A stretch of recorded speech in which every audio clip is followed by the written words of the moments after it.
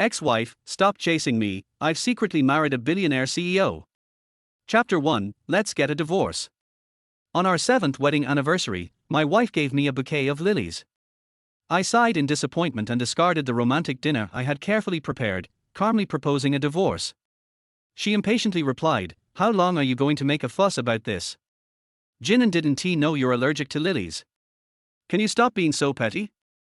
I was infuriated, laughing sarcastically. We had agreed back then that if we were to part ways, she would give me a bouquet of lilies. Now, she's accusing me of making a big deal out of nothing? Without further questioning, I left, publicly declaring the end of our relationship and initiating the divorce. One day, 2 days passed, and Lynching was convinced I was meant to be with her.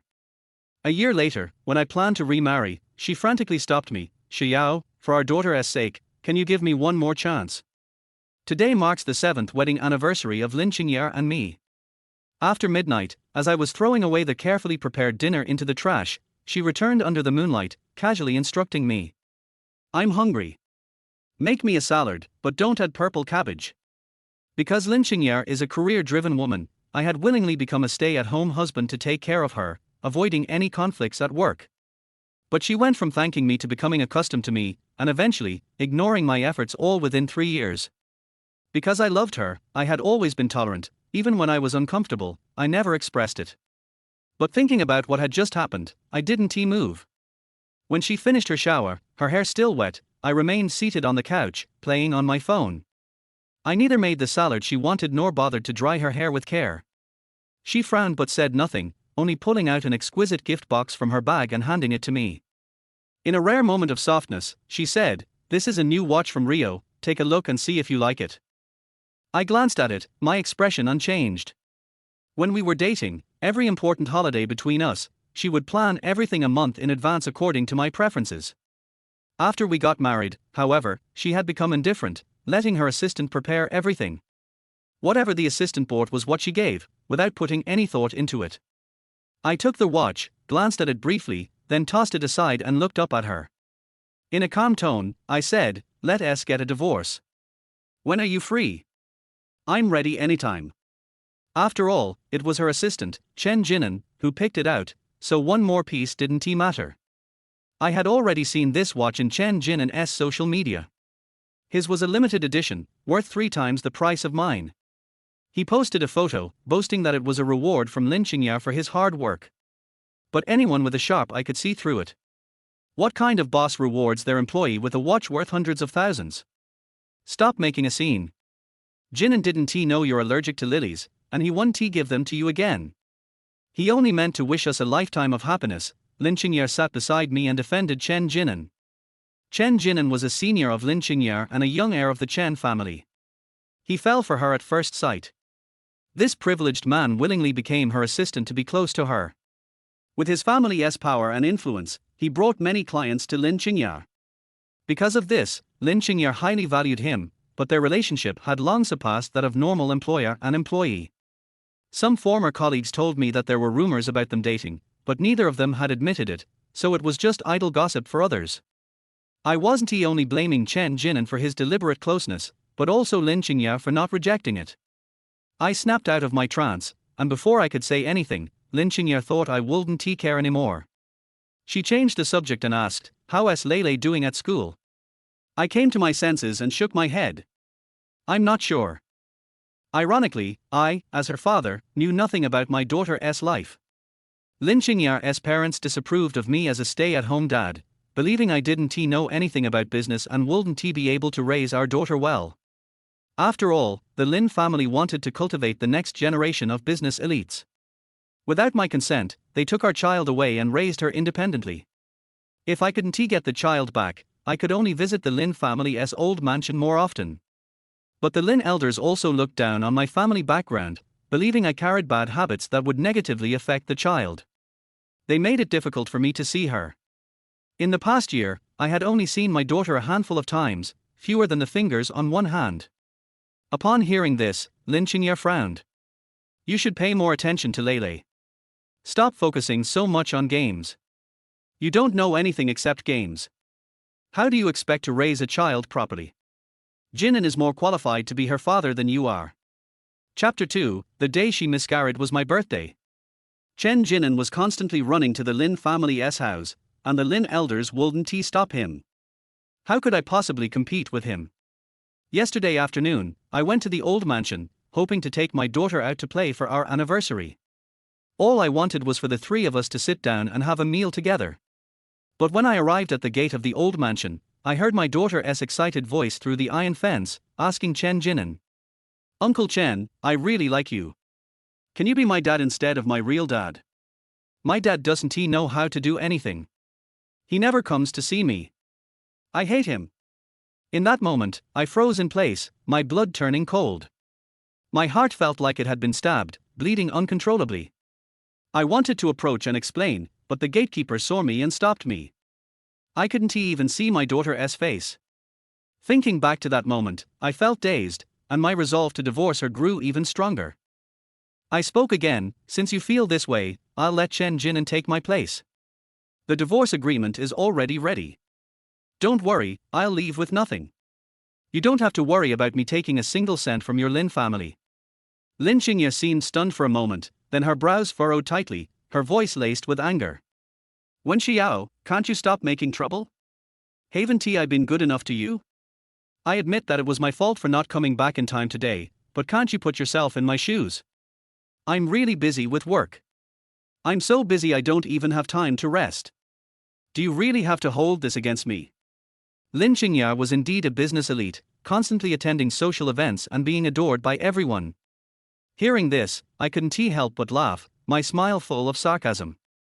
"Is that so? You're so busy that you don't have time to rest, even to the point of miscarrying our child."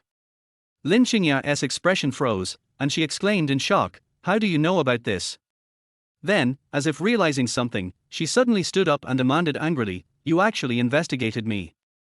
Her accusatory words pierced my chest like a knife, twisting deeper into the already gaping wound. I couldn't stop myself from coldly laughing, suppressing the emotions inside me, and asked in return, as the father of the child, "Shouldn't I know about this?" Not only had Lynching hidden her pregnancy from me, but when she miscarried, the one by her side was still Jin An. The day she miscarried was my birthday. I knew Lynching was always busy, too busy to take a day off for my birthday, so I never expected her to rest just for me. I got up early, baked a small cake, and happily went to her company, hoping she could spare me 10 minutes to eat a slice of cake together. But as soon as I reached the company, I saw Jin An hurriedly helping Lynching into a car, rushing away. I stood not far off, stunned for a couple of seconds before I reacted and called out to Lynching several times. But no one responded, and the car drove away. I worried something might have happened to her, so I rushed to follow the car. But even when I got to the hospital, I didn't know which department she was in. All I could do was drive and frantically call her. I dialed over 20 calls, but no one answered. For a moment, sanity returned, and I called Jin An. It was quickly picked up. "Assistant Chen, where is Chiao? Where are you?" Jin An answered slowly, "Chiao is undergoing a miscarriage operation right now." "What did you say?" I was stunned, my eyes wide in shock. Chapter 3, Such a vast difference in treatment. Jin An scoffed at me, mocking, "As a husband, you didn't even know your wife was pregnant. No wonder she didn't want the child." With that, he hung up the phone before I could ask any questions. I gripped the steering wheel tightly, slammed the accelerator to the floor, and stared ahead with my eyes bloodshot. At that moment, I couldn't understand why Lynching didn't want our child. I rushed to the hospital, wanting to confront her and stop it. In such a rush, accidents were bound to happen. A car in front of me changed lanes illegally. I was going too fast, and before I could brake, I crashed right into it. The next time I woke up, it was the following day. I was lying in a hospital bed, and the doctor told me that I had torn my knee ligaments and fractured my shin. It would take several months to recover.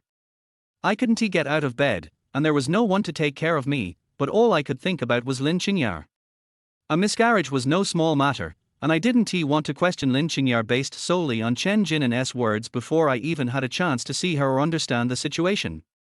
I could only wait until I was discharged from the hospital, then go find Lynching to speak to her face to face. I didn't want Lynching to worry, so I didn't tell her about the accident. Instead, I sent her a message, telling her to take good care of herself, to not just focus on work, and that her health was more important. I waited for a reply, but there was nothing. Fearing my message might be lost, I sent it again the next day. I didn't want to bother her with a call, but after not hearing back, I hesitated for days. Finally, I picked up the phone and called, fearing I might not be able to stop myself from questioning her the moment the call went through. For half a month, I kept reaching out, but no reply came from Lynching. However, I did see a post from Jin An on social media. On a business trip with the boss again. Took a break today and went on a boat tour. Below the caption were several selfies with Lynching. In the photos, she was smiling happily. At that moment, I couldn't hold back anymore. I immediately called her. When the phone connected, I couldn't bring myself to question her right away. I paused for a moment, instinctively showing concern. How are you feeling? With such a heavy workload, can you handle it? You should really take a month off to rest. Is that all you called to say? Lynching interrupted me impatiently, sounding a bit reproachful. I told you, if it's not something urgent, don't call me, just send a message. If there's nothing else, I'm hanging up. I have work to do. Wait, don't hang up just yet. I couldn't help but tell her the truth. I'm in the hospital. After you finish your work, come visit me when you have time. Being alone in the hospital was really hard for me, and I missed Lynching. There was silence on the other end for 2 seconds, and without even asking why I was hospitalized, she refused outright. I'm busy. If you need someone to take care of you, hire a nurse. As soon as she finished speaking, I heard Jin An's voice in the background. He teased her, Ms. Lin, your back is so fair, your skin is so delicate and tight, even an 18-year-old girl can't compare. Lynching responded with a laugh, your mouth is the best at saying sweet things. And then, the call ended. Such a vast difference in treatment. I stayed on the line for a long time, holding the phone until my arm went numb. When the phone dropped from my hand, I suddenly realized how much of a joke I was. She was even more patient with Jin An than with her own husband. That was the moment I truly considered divorce. I had been the one desperately holding this marriage together, and suddenly, I felt so tired. When my thoughts cleared, I opened my mouth to explain. The last time I was in the hospital, it was because of a car accident. Do you know why I had the accident? It was because Jin An told me you were having a miscarriage. Chapter 4, this time, I'll let her down. I stared at her intently, not missing any of her reactions. Afterwards, I went to the hospital to ask. Your tests were all normal, and the baby was healthy. Why did you have to terminate the pregnancy? Lynching's eyes flickered, a brief moment of guilt flashing across her face, but it was only for a second. The next moment, she defended herself boldly. I'm busy building my career. I don't have time to take care of a child. This child came at the wrong time. If I kept him, I wouldn't be able to do anything. Without hesitation, I said, if you had kept him, I could have taken care of the child. You make it sound easy. I'm the one who carried the baby for 10 months, and I'm the one who had to endure the pain. What else could you do for me besides take care of the child? Recovery after childbirth is hard. You think having a baby is as simple as talking about it? Lynching's words did make sense. The only thing I could do was help take care of the child. The pain of childbirth, I couldn't fully empathize with, and I couldn't share it with her. But if I had a choice, I would have chosen to bear all of her pain without hesitation. Lynching became more and more agitated, her face cold as she turned and walked back into the room. She didn't slam the door but left a small gap. This was the unspoken understanding we had after so many years together. Leaving a gap was her way of giving me a chance to step down and apologize. She was waiting for me to approach her first and make up. Whenever we argued, it was always me who lowered my head and apologized. This time, however, Lynching would be disappointed. I no longer wanted to continue this marriage, where a third party had intervened and I received no respect. This time, and in the future, I wouldn't be the one to apologize or coax her anymore.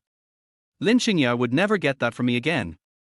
I went to the study and printed out the divorce agreement, which stated that the man would leave the marriage with nothing. Without hesitation, I signed it and placed it on the coffee table in the living room, where Lynching would see it as soon as she came out. After signing it, I didn't even pack my things. I took advantage of the night to leave. The car I had been driving was Lynching's, so I didn't take the car keys. I left the building on my own and hailed a taxi. With my head resting against the car window, I watched the neon lights pass by quickly.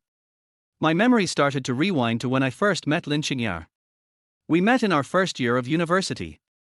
Lynching was beautiful and came from a wealthy family, so she had many suitors as soon as school started.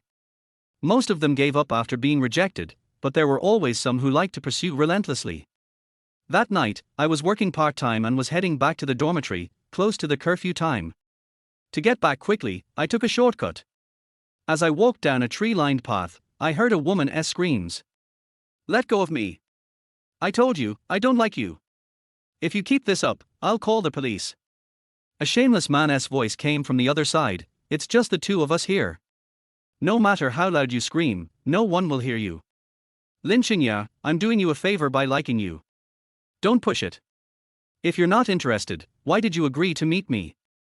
I just wanted to talk to you face to face. Don't touch me, get away." I couldn't just stand by and ignore this situation. When the man tried to force himself on her, I kicked him away. The man cursed and tried to fight me, but I easily chased him off. Lynching was crouching in the bushes, trembling all over. I took off my jacket and draped it over her, lowering my voice, afraid of startling her. "Which dorm are you in? For your safety, let me walk you back."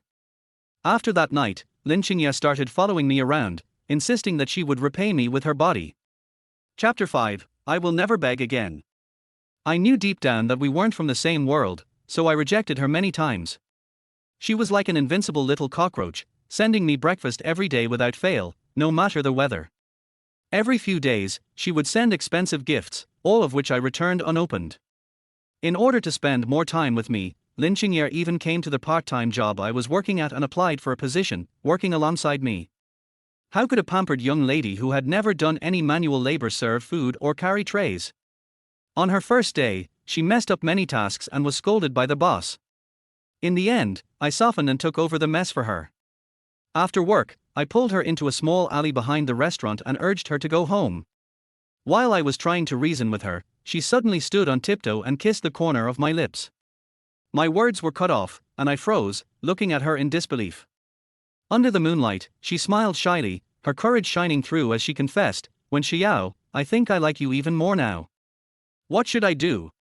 At that moment, I could hear the rapid beating of my own heart. From then on, we naturally ended up together. She loved painting, and her dream was to become an artist and hold her own art exhibition. So, I took her to find beautiful scenic spots to inspire her. At first, the Lin family opposed Lynching painting, thinking it was a waste of time. They were even more outraged that she was with a poor guy like me. Lin's parents ordered her to break up with me. It was either me or her passion for painting, or she could return to the family and take over the family business. In the end, she chose me without hesitation, giving up her beloved painting and starting to study boring business knowledge. I felt heartbroken for her and guilty, so after graduation, I joined the company and worked under her, fighting alongside her. To help her get clients, I drank so much at business dinners that I developed a stomach ulcer. After narrowly surviving that, I didn't rest. I single-handedly created a large-scale game, handling every process by myself. After working day and night for months, I managed to revive Lin's gaming business, turning it into the company's most profitable project. At that time, I was extremely grateful that I majored in computer science. It was after that event that Lin's parents began to view me differently, and they finally showed me a little respect. 3 years ago, when Lynching gave birth, she suffered severe blood loss and almost died. The baby's condition wasn't promising either. To take care of the frail child and Lynching, I chose to return to the family and handle all the household matters.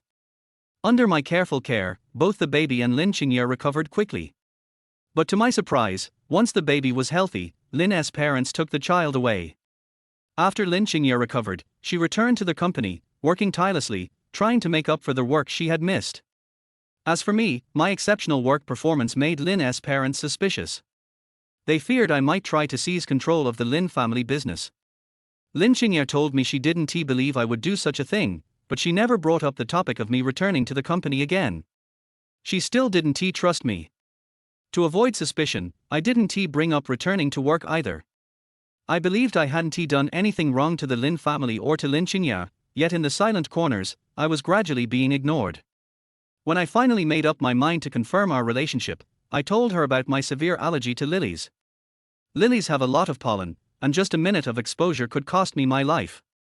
Before, my alcoholic father had used this as a punishment to torment me, and I wasn't sure how many times I had barely escaped death because of it. So, if Lynching ever decided that she no longer wanted to be with me but was too embarrassed to say so, I would know immediately if she sent me a lily. I would never try to beg her again. Chapter 6. Didn't you say you wanted a divorce? After Lynching heard that, she was heartbroken and cried uncontrollably. I looked at her with a smile, wiping away her tears. I'm talking about my own problems, why are you crying? I feel sorry for you, you idiot. Lynching scolded me before hugging me tightly. I promise I'll never let you see lilies again. I won't break up with you. We'll be together forever. But this 7th wedding anniversary, Jin An sent a huge bouquet of lilies that could cost me my life. I don't know if Lynching remembers this incident, but tonight, she didn't even explain, just casually brushed it off. But for me, I couldn't get past this. Call it narrow-mindedness or that I don't love her anymore, but either way, I'm tired. I can forgive Lynching once, twice, maybe even a third time, but once the count keeps piling up. I'm human, not a god, and my energy is limited. Even if I love someone, I'll get tired, and eventually, I won't be able to bear it. So this time, I really intend to let go. The promises we made when we were young were sincere and passionate, I never doubted them. But in the end, they couldn't withstand the mundane struggles of life, the weariness of 7 years together. The car stopped, and a slight inertia pulled my thoughts back to reality. We had arrived at the destination. I paid the fare, got out of the car, and walked straight into an apartment building. In the past few years, I had been idle at home, so I created some small games to make money. But gaming is a high-profit industry, and given my abilities, the money I earned from developing a few small games was enough for me to buy this 2-bedroom apartment. This is my secret hideaway, where I heal on my own. Whenever I feel upset, I come here alone. This time was no different. I turned off my phone and shut myself off from the world. I immersed myself in movies and TV shows, occasionally watering the 2 small plants I had.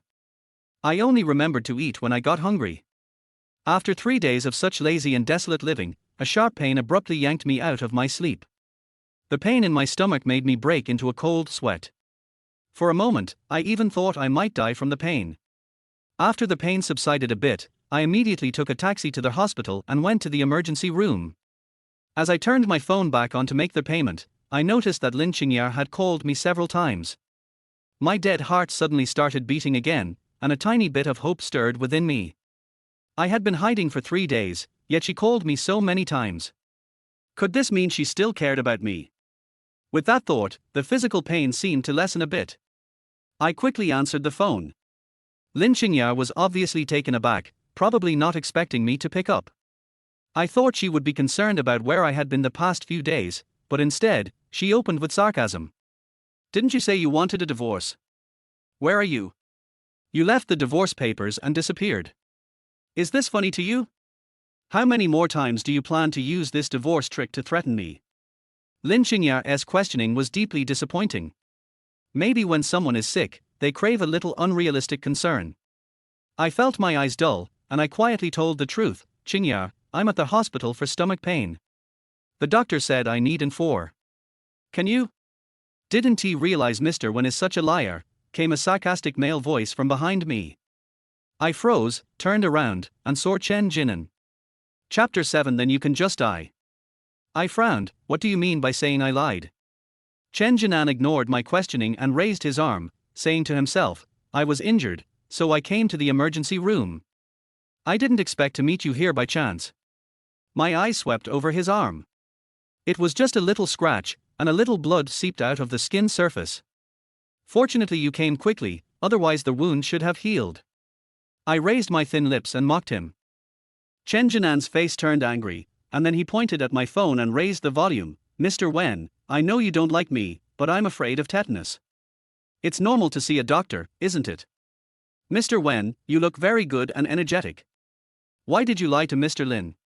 Today, Mr. Lin is in talks with people from Lynching group. This is related to Lin's second half of the year. Do you know how important it is? Even if you want to trick Mr. Lin, you have to choose another time. I hope Mr. Wen can consider the overall situation. Jin An turned the facts upside down in a few words. Before I could explain, Lynching's angry voice came from the phone. Wen Xiao, are you done? How can you lie to me about this? My patience is limited. I won't indulge you every time you make trouble. You'd better stop when you're done. I was stunned, and the words I wanted to explain were swallowed back at the corner of my mouth. It's like this again. She will believe every word Jin An says unconditionally. A feeling of exhaustion came over me, and I suddenly felt too lazy to explain. I replied indifferently, whatever you think. After that, I wanted to hang up, but Jin An took the phone away. He said to the phone, Mr. Lin, I was hit by a tram on their way back from meeting a client just now. My arm was injured and I was sent to the hospital by a kind person. I'm afraid I can't drive with my hands. Can you pick me up after get off work? I didn't rush to snatch the phone back. I was so calm, watching like a bystander. Lynching agreed without any hesitation, okay, I'll pick you up at the hospital after I finish discussing the cooperation. Send me the location. How ironic that my wife promised to pick up another man after get off work while talking to herself. After Jin An hung up the phone, he handed the phone back to me. He kept staring at me, as if trying to find an expression on my face that satisfied him. I knew he wanted to see my lost and heartbroken expression, but unfortunately he was disappointed. This phone call reminded me again that there was no need for Lynching and I to continue. I took back my phone, paid the money and went to get in for. Jin An suddenly blocked my way. Don't you want to know how far Xiao and I have progressed? He raised his eyebrows, suddenly approached me, and spoke with a voice that only the two of us could hear, with a smug look on his face. Last time we were on a business trip, we stayed in the same room. What do you think would happen in the room between a man and a woman? Lulu even called me dad several times in private. Xiao didn't say anything after hearing it. Do you know what this means? Wen Xiao, I admire you very much. It's rare for a man to live as unsuccessfully as you. If it were me, I would have been too ashamed to live and would have chosen to die. I pulled the corner of my mouth, and the coldness in my eyes was bone-chilling, really. Then you can just die. After I finished speaking, I punched Jin An's eyes fiercely. 8. If Lynching had no intention, how could she have allowed Jin An to stay with her for so many years? I only regretted why I didn't quit this marriage that made me extremely exhausted and painful earlier. The people around were stunned and didn't dare to come up to stop the fight. Jin An lay on the ground, moaning in pain. I gave him a contemptuous look, took a tissue from the nurse to wipe the blood off my hands, and deliberately raised the volume so that everyone could hear. If you dare to seduce my wife again, next time it will be more than just a beating you up. After the words fell, the eyes of the people who sympathized with Jin An just now changed instantly, looking at him with contempt, and no one was willing to come forward to help. The security guard who rushed overheard what I said and chose to turn a blind eye. A mistress is the most despised by the world. Jin An stood up from the ground, embarrassed, and said to me, Wen Xiao, you wait. After that, he ran to the doctor's office. I was too lazy to pay attention to him, so I took the prescription to the nurse for N4.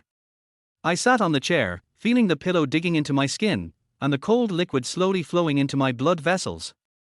I leaned against the wall with my eyes closed, feeling a little drowsy. Jin An sat not far from me at some point, and when I was about to fall asleep, I suddenly heard hurried footsteps. I was woken up, opened my eyes, and just met Lynching's surprised eyes.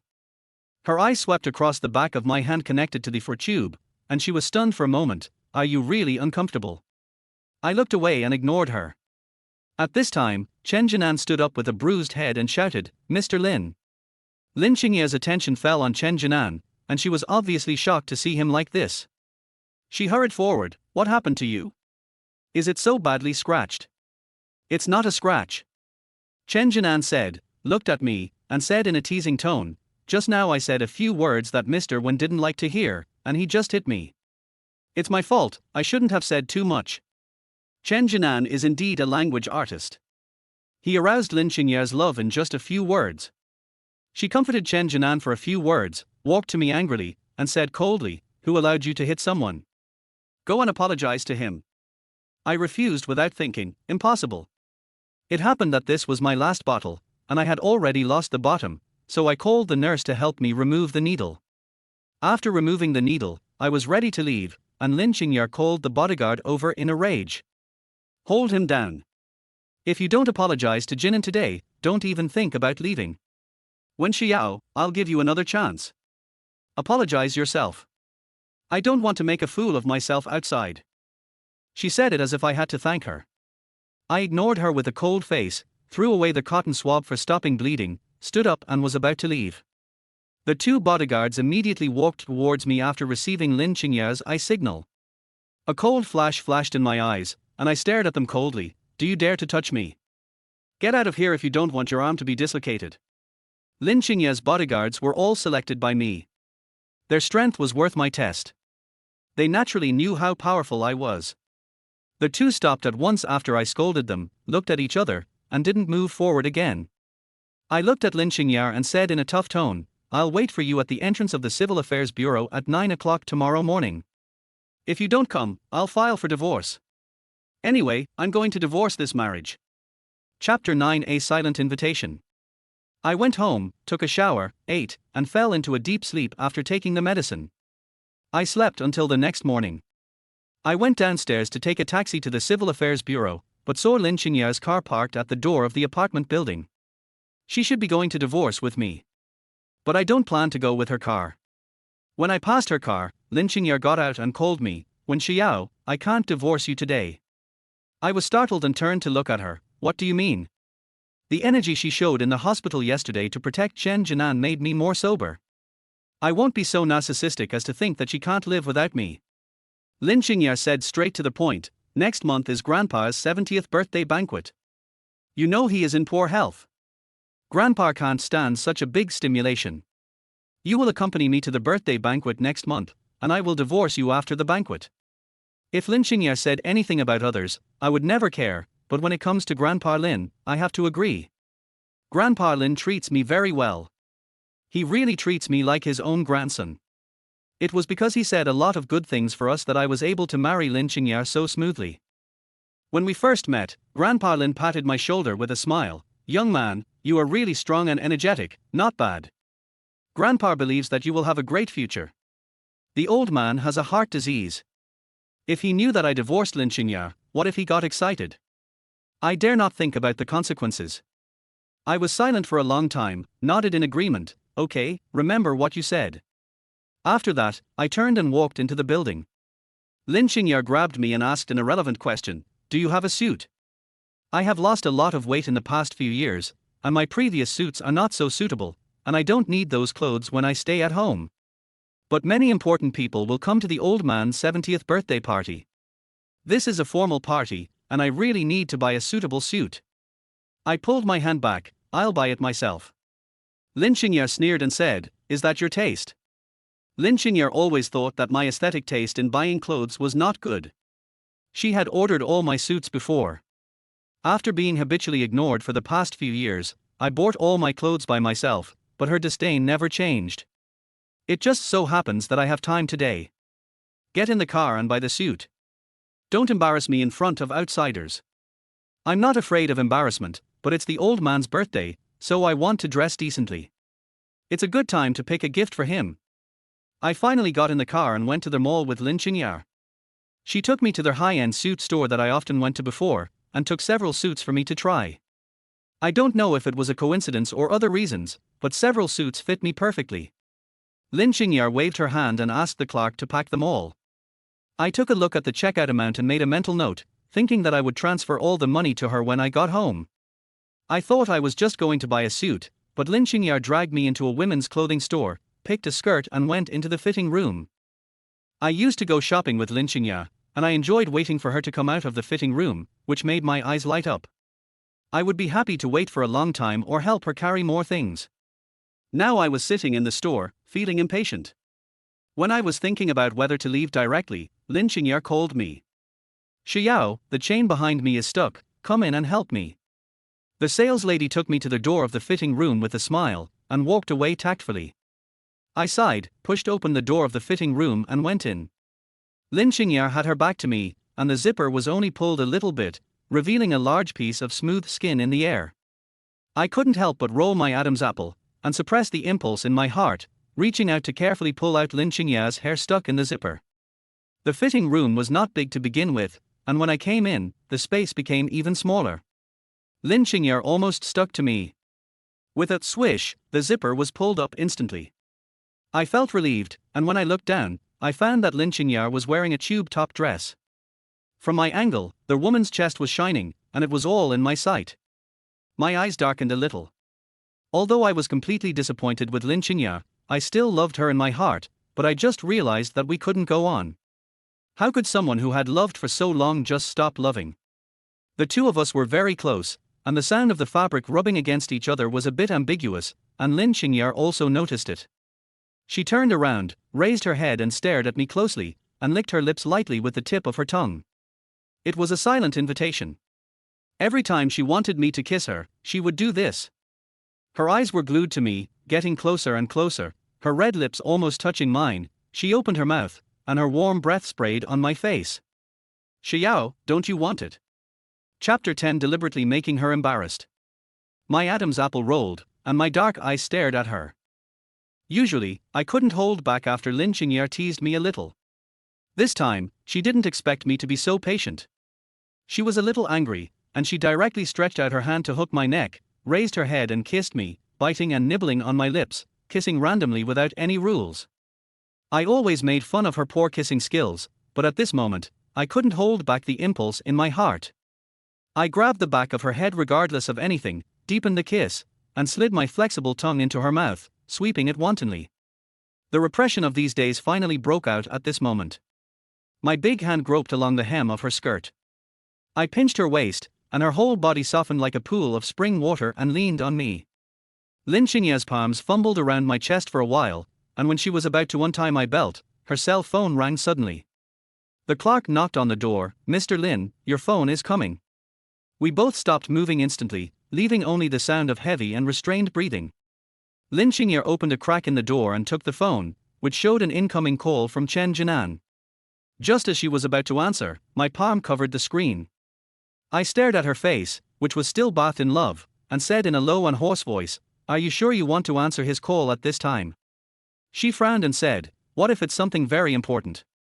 As she said that, she pulled my hand away and answered the phone. "Mr. Lin, my wound seems to be inflamed, and it hurts so much that I can't open my eyes. Can you take me to the hospital?" Lynching looked a little nervous and immediately agreed, "Is it serious? Wait for me, I'll go there now." As long as she encounters Jin An, she will always be so nervous. I felt unhappy and had some thoughts of revenge, so I pinched her waist hard. Lynching couldn't help but gasp, and when she realized it, she immediately covered her mouth. There was silence on the other end of the phone. After hanging up the phone, Lynching's face was gloomy and she looked furious. "What are you doing? You are deliberately trying to embarrass me." My face was not good either. "You deliberately embarrass yourself. Didn't you let me into the fitting room and kiss me on your own initiative? Why are you blaming me now? You?" Lynching's pretty face blushed. "It's unreasonable." As she said that, she pushed me out of the fitting room with a gloomy face, changed her clothes and wanted to leave. "Stop, Lynching, you want to leave now?" Lynching looked surprised. "Do you have any objections to this? Jin An's wound is inflamed. I have to send him to the hospital quickly." Although I already had this premonition, after verification, I still felt cold in my heart.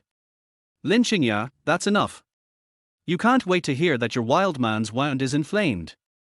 I was lying in the hospital for half a month, but where were you? Although I have made up my mind to divorce this green tea bitch, I am still angry when I see that she left obediently with a phone call from the other party." "When Xiao, what do you mean?" Lynching was anxious. "I didn't expect that you still remember what happened last time, but I was really busy at that time, and now we are shopping in the mall, there is no comparison at all." I nodded coldly. "Yes, you were really busy at that time, but you were busy traveling with the wild man, so I was alone in the hospital for most of the month and didn't see you." The clerk screamed next to me, "Oh, Mr. Lin, sir, why are you still arguing?" The clerk was helpless. "When Xiao, Jin An must be sent to the hospital now. You can't stop me. The woman walked away resolutely. I shook my head as I watched her leave without looking back. This is Lynching, who has been married to me for 7 years. When she heard that her assistant's wound was inflamed, she left in a hurry without caring about my feelings. I smiled and walked away, but was stopped by the salesperson. Sir, don't go. Your clothes. Chapter 11. This guy is murderous. Lynching has already paid for these clothes. I paused for a moment, but didn't look back, give the clothes away, or throw them in the trash. After saying that, I turned around and left. I was tricked and felt very bad. I didn't continue to buy gifts for the old man. Anyway, there was still a month left, so I returned home. Lying on the bed, looking through the circle of friends, I saw the bragging photos posted by Jin An again. They were sweet photos of Lynching accompanying him in the hospital for various examinations. This scumbag also added a caption, "Thank you for the concern of the beautiful president." When she heard that my wound was inflamed, she hurriedly took me to the hospital for examination. According to the president, she was accompanying her husband to buy clothes at the time. It can be seen that the president cares about me very much. I will definitely try my best to repay the president. Seeing the other party showing off in the circle of friends, I gritted my teeth and nodded. This bastard would not post such photos to his friends. I guess he made a special setting, that is, the other party deliberately only let me see it. This guy is really murderous. I didn't go out for 2 days. Apart from playing games, I just lay in bed and did nothing. On the 3rd day, this piece was completely broken. Beep beep. Someone knocked on the door. I didn't think much about it. I threw down my phone, got up from the bed, and went to open the door. After opening the door, I found a dozen men in black standing outside, with murderous looks on their faces. I realized that I was reckless. No one knew that I bought a house here. I was confused and opened the door directly. The leader was a fat man with a bad face. When he saw me open the door, he frowned. "Are you Wen Xiao?" I nodded. "Who are you looking for? Are you mistaken? I don't know you." The fat man sneered. "It's Wen Xiao, we are looking for you." As he said, this guy pushed me away and entered the house murderously. And the dozen men behind him also came in with a whoosh, and then slammed the door. My heart sank when the other party did this, and I immediately realized that something was wrong. "What do you want to do? This is my home, get out of here." After the fat guy came in, he ignored my roar. He pouted and looked at the furnishings in the living room, then raised his leg and stepped on the coffee table. "Boy, let us go out, you are so brave." Seeing this group of people looking at me like bandits, I realized that this might be the bastard Jin An, who wanted to make trouble for me. However, this matter has not been finally confirmed. "Brother, we have no grudges in the past and no hatred in the present, what are you doing?" The fat guy laughed wildly. "Boy, you have offended someone you shouldn't have offended. Today we come here to punish you." Understanding what was going on, I narrowed my eyes, but still said polite words. "Big brother, can you tell me who I offended? Let me know." The fat man said arrogantly, "Boy, your brain was kicked by a donkey. You don't even know who you offended. In this case, I will wake you up. Guys, go get him." "What? Go get me? I'm a man." I took a step back. Har har har. The fat man and his men laughed as if they had heard the funniest joke. "Brother, this guy must be scared silly. He actually said such a thing." The smile on the fat man's face slowly stiffened. He pursed his lips and said, with this bear-like appearance, "If there are too many people, he will probably piss himself. 2 of them will go over there and loosen up his muscles first." Hearing this, the 2 men rushed towards me. Seeing the lightning-fast attack from the other side, I felt that these people were well trained, but my 2-bedroom apartment was very narrow and there was no place to hide. I took 2 steps back and pretended to be extremely frightened.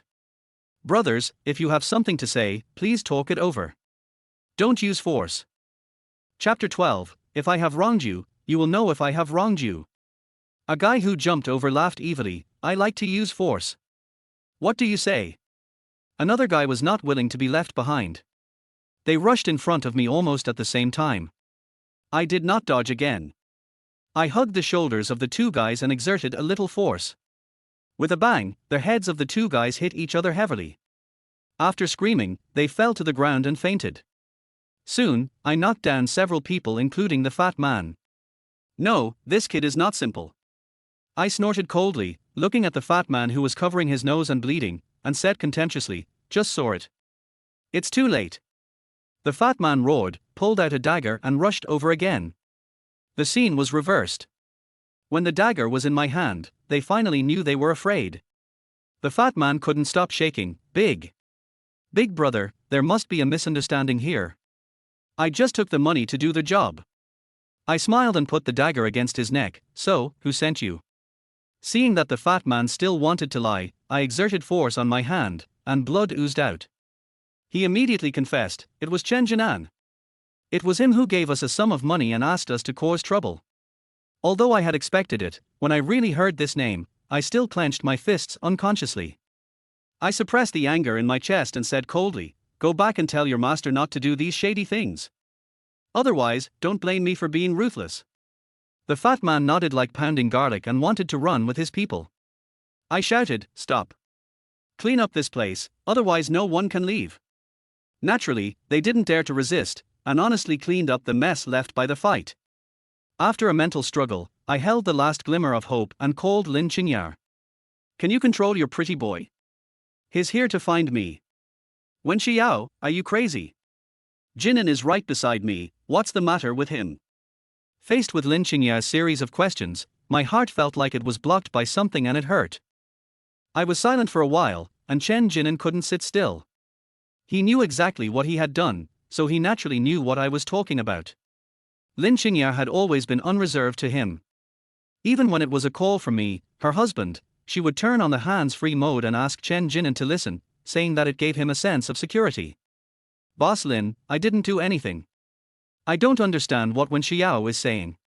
Jin An pretended to be harmless, with his mouth drooping, looking at Lynching with grievance. If green tea has a rating, Jin An is the highest level. Lynching loves him very much, so naturally she can't stand my nonsense. She didn't care about the truth of the matter, and scolded me with displeasure. "You almost got when Xiao, and I know what kind of person Jin An is. Besides, he stays with me all day, how can he have time to find you? Everyone is busy, unlike you who do nothing all day." Lynching said the last sentence in a low voice, but I still caught it clearly. Who am I willing to be a househusband for? I was so depressed that Lynching's words were undoubtedly the last straw that broke the camel's back. "Lynching, Jin An sent someone to my house, and now my arm is still bleeding, and you still want to protect this pretty boy." I expressed my indignation, and in return I got a cold snort from Lynching. "Don't bother with Wen Xiao. Instead of making up stories here, you might as well find something to do for yourself." Jin An seized the opportunity and quickly got up and came behind Lynching. He put his hands on her shoulders and massaged her. "Don't be angry, Mr. Lin. Why should you be angry with such a person? I am innocent. No matter what he says, as long as you believe me, Mr. Lin." Through the phone, I can imagine Jin An's disgusting green tea look. I am usually kind, but it doesn't mean I don't have a temper. He found someone to block my door, and then he spoke rudely. No matter how good my temper is, I can't stand it at this moment. What kind of person am I? Better than some green tea? Whether I am wronging you or not, let's ask and we will know. As I said, I turned on the hands free of the phone and raised my hand to the fat man. The fat man was lying on the ground, carefully wiping the dirt he left behind.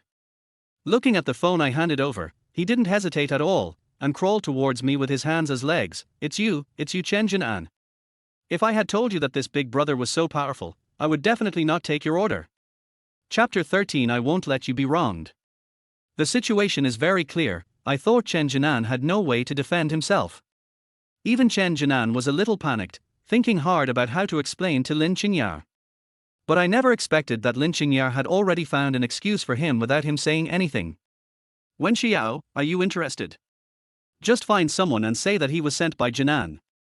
Do you think I'm a fool?" Lynching rolled her eyes and waved in the direction of Jin An, telling him to rest assured. My heart stopped for a moment, and I felt a piercing pain. The hand holding the phone tightly, I don't know when, has lost its color. "Lynching, don't you believe me? Would you rather believe Jin An's one-sided words than me?" Lynching didn't seem to think there was anything wrong. She just crossed her legs and replied nonchalantly, You are just saying one side of the story, aren't you? She was so protective of her child that the truth of the matter was no longer important. In her eyes, I was not as good as Jin An. Boss Lin, thank you. I didn't expect you to trust me so much. Don't worry, I won't let you down. I won't admit it if it wasn't me. Jin An didn't miss the chance to lick his boots and used all the compliments he could think of.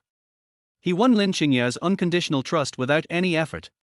The fat man who was half kneeling beside me was stunned for a while, and his body couldn't stop shaking, fearing that I would take it out on him again. After a little hesitation, he cried out with tears in his eyes, "It was Jin An. He gave me a sum of money. I have the transfer record to prove it." The fat man knew that he could earn money but not spend it, and finally tried to beg for my forgiveness. But Lynching snorted coldly and hung up the phone. Finally, he still muttered, "Don't worry, Jinan, I won't let you be wronged." My explanation became pale and powerless before Jinan's green tea speech. Facing my extremely disappointed eyes, the fat man subconsciously took 2 steps back. "Brother, I have explained it, but the other party doesn't believe it. I can't do anything." For a moment, I felt like a joke.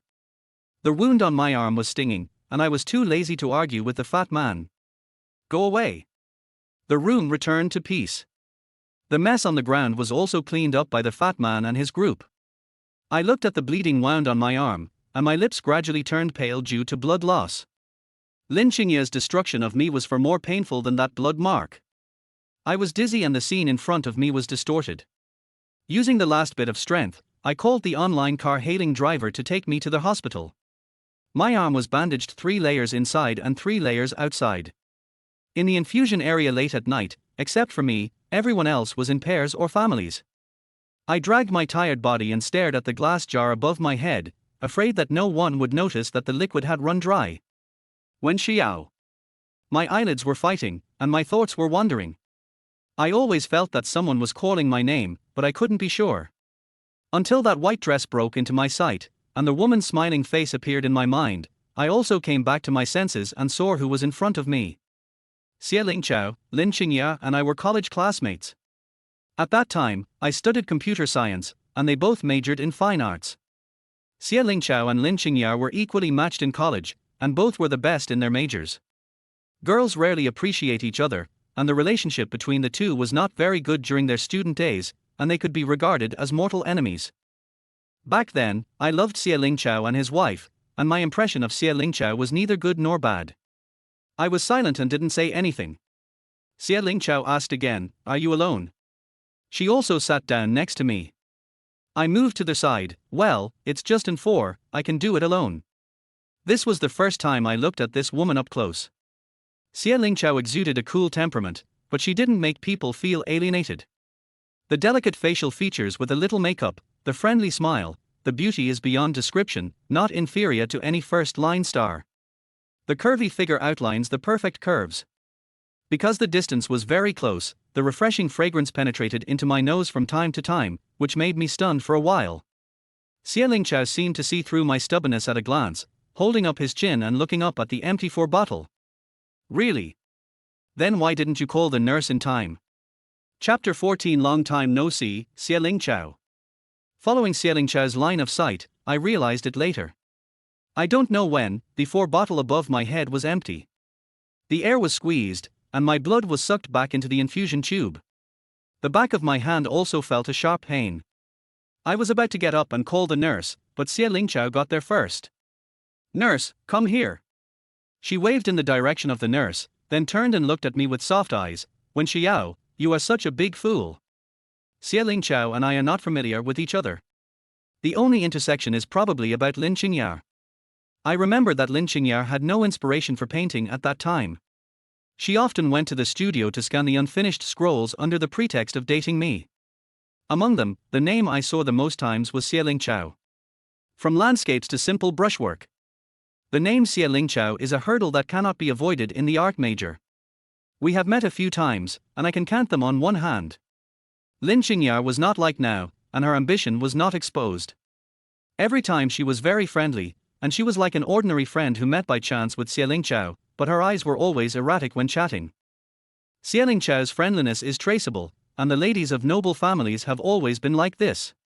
She did not shy away from extending her hand to me in front of Lynching, smiling and saying hello. That afternoon, the sun shone on her body, dazzling, but I only had eyes for Lynching.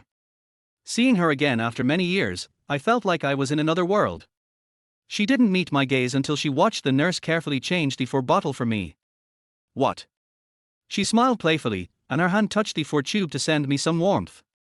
I suddenly felt dry in my mouth, licked my dry lips, and squeezed out a smile. Long time no see, Xiao. You still remember me? Xiao raised her pink eyebrows in surprise, and her eyes did not dodge, just like in the past.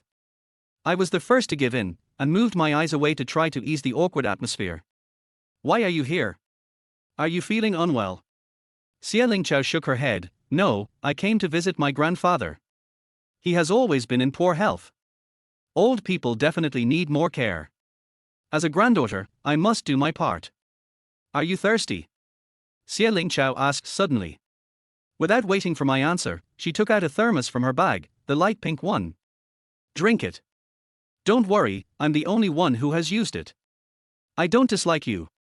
Since Jin An's group came to my house yesterday, I haven't had a drop of water until now. With a slight cough, I took it without hesitation. Thank you. Seeing me gulp down a whole bottle in one breath, Xiao covered her mouth and chuckled. Realizing that I had lost my composure, I twitched my lips in embarrassment. Why are you laughing? I'm just too thirsty. Xiao shook his head again. I just think you're a little cute. After all, my bottle is light pink. We, the art majors, can't stand inconsistent painting styles. But don't get me wrong, I'm not laughing at you. This is true. There was nothing strange in Xiao's smile. This inexplicable kindness and the liquid with mixed temperatures flowing in the infusion tube made me a little dazed. I cleared my throat and asked with concern, is your grandfather okay? No. Xiao shrugged. The old man has a good mentality. He is old, and he can accept some minor problems.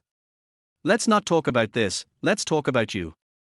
Hey Xiao, where are you now? Are you still with Lynching? Chapter 15. Do you need my help? Lynching is a sad thing for me, and I don't want to mention it. I didn't answer, but asked. I don't have a job, and I'm not with her. What about you? As a top student in the art major, did you stick to your dream? Xiao was very considerate and knew I was changing the subject. She didn't ask any more questions, but smiled. Of course, painting is like chopsticks to me. Oh. I was curious about this metaphor. People have to eat, and they have to use chopsticks to eat. If they don't eat, they will be four people. I took a long breath and thought that maybe this is art. Art is always incomprehensible to ordinary people. So that's it. I pretended to be enlightened. The West cannot do without Jerusalem, just like you, Xiao, cannot do without a paintbrush. That's right. Xiao gave me a thumbs up and cast an affirmative look. The answer is correct, full marks. Looking at her smiling face, I was unconsciously infected. The previous haze gradually dissipated because of her joke. The corners of my mouth raised unconsciously, and my spirit returned a little. So where are you at? Have you become a leader among painters? Xiao gently stroked his forehead, with a cunning flash in his eyes. Not really, I can only say that I have achieved a little success. From her eccentric and confident performance, it is not difficult to see that her life and career are going smoothly. The calmness engraved in the bones cannot be pretended. After a few words, I have a great change in my opinion of Xiao. Seeing others happy, I really feel infected. Sensing the change in my mentality, Xiao grinned. Are you in a better mood? Be happy, what can't beat you will only make you stronger. I realized later that Xiao's so-called irrelevant words were just to comfort me who was in a low mood. After all, the arm tightly wrapped in gauze was too obvious. I nodded and laughed from the bottom of my heart. Much better, thank you. We are so distant. Xiao curled her lips. We are college classmates after all, why should I thank you or not? Tell me, what happened to your arm? You are imitating others to fight. If it were someone else, I might be reluctant to bring it up. But when it comes to Xiao, for some reason, I have an urge to open my heart. Because I can really feel that the other party is caring about me. Besides, I am not sure when we will meet next time, so what's the harm in telling her? I no longer restrain my heart, and confess and be lenient. Well, it is true that I imitated others to fight, but I was acting in self-defense. The other party broke into their house privately, so I have no reason to sit back and watch. Xiao's smile froze.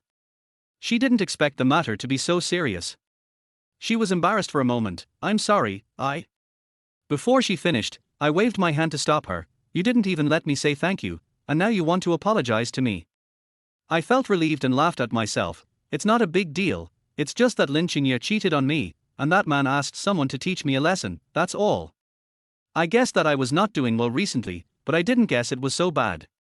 Xiao understood my sadness instantly and patted my shoulder gently. Don't think about it, it's all in the past. I shook my head and sighed softly. It's not in the past, I dream of drawing a line with Lynching and divorcing her now. Xiao's hand was suspended in the air, and he was stunned for a long time before he came back to his senses. You haven't divorced yet. Do you need my help? Chapter 16 is bitterly cold. I frowned slightly, confusion written all over my face. Help? I'm getting a divorce. How can I help you with something like this? Xiao looked determined, and he sat up straight and looked at me. Of course I can help. She was unfaithful, and you should ask her to leave the house with nothing. Xiao dared to ask someone to teach you a lesson, it's simply rebellious against Qian Gang. This kind of plot is hard to watch even for a casual passerby. What's more, it's Xiao. I know that she and Lynching don't get along, but I'm not sure to what extent. This topic was too heavy, and I subconsciously looked up at the bottle that was almost empty. Xiao understood what he meant, and stood up and called the nurse. Wait for me. After saying that, she turned and left. I just treated it as a chance encounter and thought that I would not have much interaction with Xiao again. After several years of being a house husband, I have lost the confidence I once had. Watching Xiao's back as he left, I whispered, see you again if we're lucky. The nurse helped me change the last bottle and I would be able to leave in half an hour. Thanks to chatting with Xiao, I regained a lot of energy and spirit. When I took out my cell phone, I found that Lynching had made more than a dozen missed calls. Before, I still had a glimmer of hope that she called me because she was worried about me and still cared about me. But now, I faced the reality. I sighed and finally decided to call back. What do you want from me? Lynching's tone on the other end of the phone was icy, with a half smile in her voice. You're in the hospital, right? You're a grown man, but you still have to go to the hospital for such a minor injury. My face fell. The reason I came to the hospital was because the bloodstains on my arms were too deep and I had lost too much blood. But last time, Jin An only had some scrapes on his skin, which healed on the way. Lynching not only did not find it strange, but was extremely concerned, fearing that something might go wrong with him. With this comparison, my position in Lynching's heart is in jeopardy. I controlled myself not to think too much and tried my best to suppress the anger in my heart. If you have nothing else to do, I will hang up first. I am still receiving the 4. Seeing that I didn't refute, Lynching was a little surprised. Wait, I'll be there soon. Before I could stop him, there was already a burst of dead tone on the other end of the phone. I didn't want to see Lynching. I could probably guess that her purpose in coming here was definitely not to care about me. But it's for Grandpa's birthday party next month. We have already finalized our divorce and we no longer have any emotional basis for each other, at least that's how she treats me. I leaned back in the chair tiredly and closed my eyes, hoping that time would pass quickly so that I could leave before Lynching came. At this moment, I heard that soft voice again in my ears. This is iodine, for disinfection. You should know that, right? This one is for anti-inflammatory, this one is for scar removal, this one is. I slowly opened my eyes. I saw Xiao carrying a big bag of medicine, sitting on the chair next to me, rummaging through it and introducing them to me one by one. After saying that, she took out the light pink thermos and stuffed it into my hand. The doctor said that you are dizzy because you have lost too much blood. Drink more water. I stared blankly at the thermos she stuffed into my hand. A warm current flowed through my body in the blink of an eye. I felt strangely upset that I thought she had left. She raised her hand again and held the tube, with a smile on her face. Don't worry, I've already paid for you. I've asked the doctor about these medicines, so don't worry about taking them. Feeling that warmth again, I realized that it was freezing cold without the tube she was holding tightly. You? I was very confused. Why are you helping me so much? Chapter 17, Sincerely Helping You. After all, we are alumni, so it's no big deal to help out an old classmate. Xiao looked at me with bright eyes and answered. However, I don't know if it was my illusion, but I always felt that there was a flash of loss in her bright expression. What's wrong with you? You're pretending to be sick and pitiful again. Don't think that I will sympathize with you. Her voice full of sarcasm came in before Lynching. When Lynching came to the hospital, Xiao was chatting with me casually. Even though she was always well-mannered, she couldn't help but frown slightly when she heard Lynching's words. I had no intention of involving her in the messy emotional entanglement between Lynching and I, so after expressing my gratitude once again, I was about to politely ask her to leave. Unexpectedly, when Lynching saw Xiao sitting next to me, she immediately lost her composure and started shouting. What are you doing here? To take care of the patients, of course. He's a grown man, what's there to take care of? Besides, are you two familiar with each other? Isn't it clear to Miss Lin whether we are familiar with each other? You have actually been secretly contacting each other behind my back for a long time.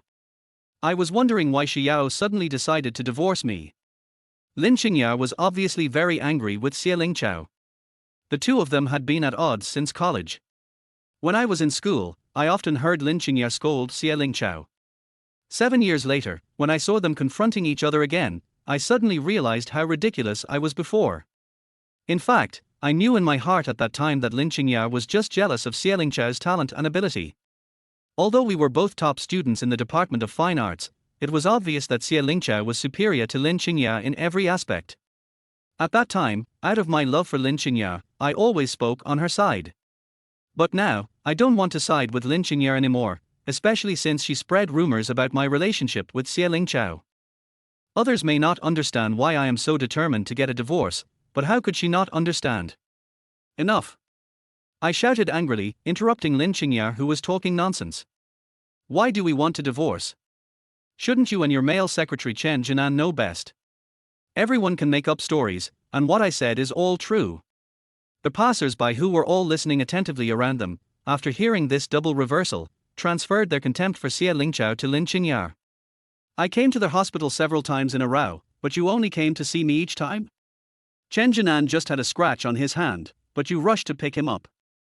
You know, I was in the hospital at the time too. Why am I injured today? I told you before that it was Jin An who paid someone to buy my life. If it weren't for me. Having said that, I am rarely able to breathe. The emotions contained in my chest are too complicated. Even after being calm for so long, I still cannot remain calm. Forget it. I won't bother to mention everything you did to me, but the relationship between me and Miss Xie is innocent. I won't tolerate your slander. Please apologize to Miss Xie. Obviously, she didn't expect me to side with Xiao. Lynching eyes were full of disbelief. You want me to apologize to her? Yes. Apologize. Chapter 18, Can you bear it? You're dreaming about asking me to apologize to a woman like this. Lynching was obviously very angry. She didn't even say why she came to see me. She just shook her hair and stamped her stirrups and left. I smiled at Xiao apologetically. Lynching has always been arrogant, and she comes and goes as she pleases in front of me. I'm sorry for causing you trouble. It's okay. Lynching didn't like me when we were in college. You don't know that when I saw her like that, I was already displeased with her. Xiao waved her hand nonchalantly. It can be seen that she is actually open-minded and doesn't mind these little things. In this comparison, Lynching, who had always targeted her, seemed very petty. As for you, I have a friend who is good at handling divorce cases. I will introduce him to you later. I quickly shook my head to decline Xiao's kindness. No need, Lynching promised me that she will go with me to get a divorce certificate after her grandfather's birthday party.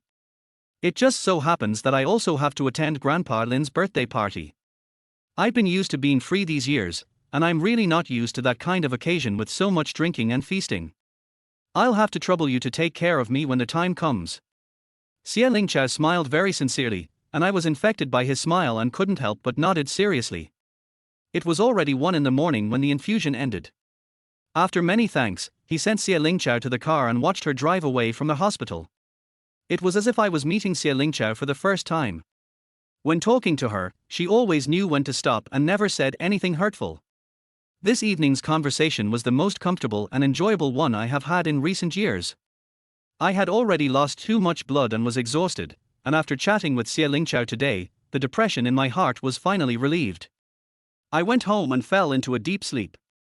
The next day I was awakened by a sudden ringing of my cell phone. After the call was hung up twice in succession, I turned over and picked up my phone. Lynching's name was clearly displayed on the screen. I guess he just remembered what he wanted to talk to me about last night, and he kept calling me one after another to urge me to answer. When Xiao? How can you be so mean? Jin An has already said that he didn't do it, why do you still want to retaliate against him? As soon as the call was connected, Lynching's cursing voice came out. I raised my phone and sneered. Jin An was really full of tea fragrance. He was also very good at putting the blame on someone else. It would be a waste of talent if he didn't enter the entertainment industry with such good acting skills. Lynching, I'll only say this once, I didn't do it. Perhaps because she heard the coldness in my voice, Lynching on the other end of the phone paused. Boss Lin, forget it. Who would admit that they did something bad? Don't worry about it. It's okay for me to suffer a little. As long as you are fine, that's all. How can I just let it go like this? Since you're in this state, I must seek justice for you. Jin An was still acting diligently on the other end of the phone. I was too lazy to listen anymore, so I simply hung up and turned off the phone. At first she said she wouldn't listen to one side of the story, but now the roles have been reversed and Lynching doesn't even care about my defense. I was woken up by the noise.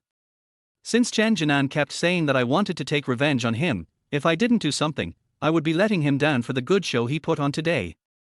I entered the study and turned on the computer, and I hacked directly into Jin An's computer. High-end revenge is never bloodless. Things that involve bloodshed are too easy. His fingers flew across the keyboard, and soon a virus was implanted in his computer. Whenever he turned on the computer and opened a folder, he could witness the files being automatically deleted and shredded in front of his eyes. In order to take care of Lynching, I haven't worked much these years, but this doesn't mean that I, who was the top student in computer science back then, am a loser. Chapter 19. This city is so small. I hadn't been sitting in front of the computer for long when the virus I had planted in Jin An's computer actually started running. As I watched the folders gradually disappear in his computer, I laughed coldly in front of the screen. I didn't expect that he would run the files so quickly, far exceeding my estimated time. At this moment, there was a rhythmic knock on the door. The last time I rashly opened the door is still vivid in my mind. If I hadn't been exercising diligently since childhood, and hadn't learned Sonder fighting specifically to protect Lynching all those years ago, I would have been the one who suffered.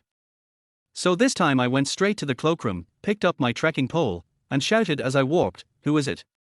"Hello, I'm the new neighbor next door."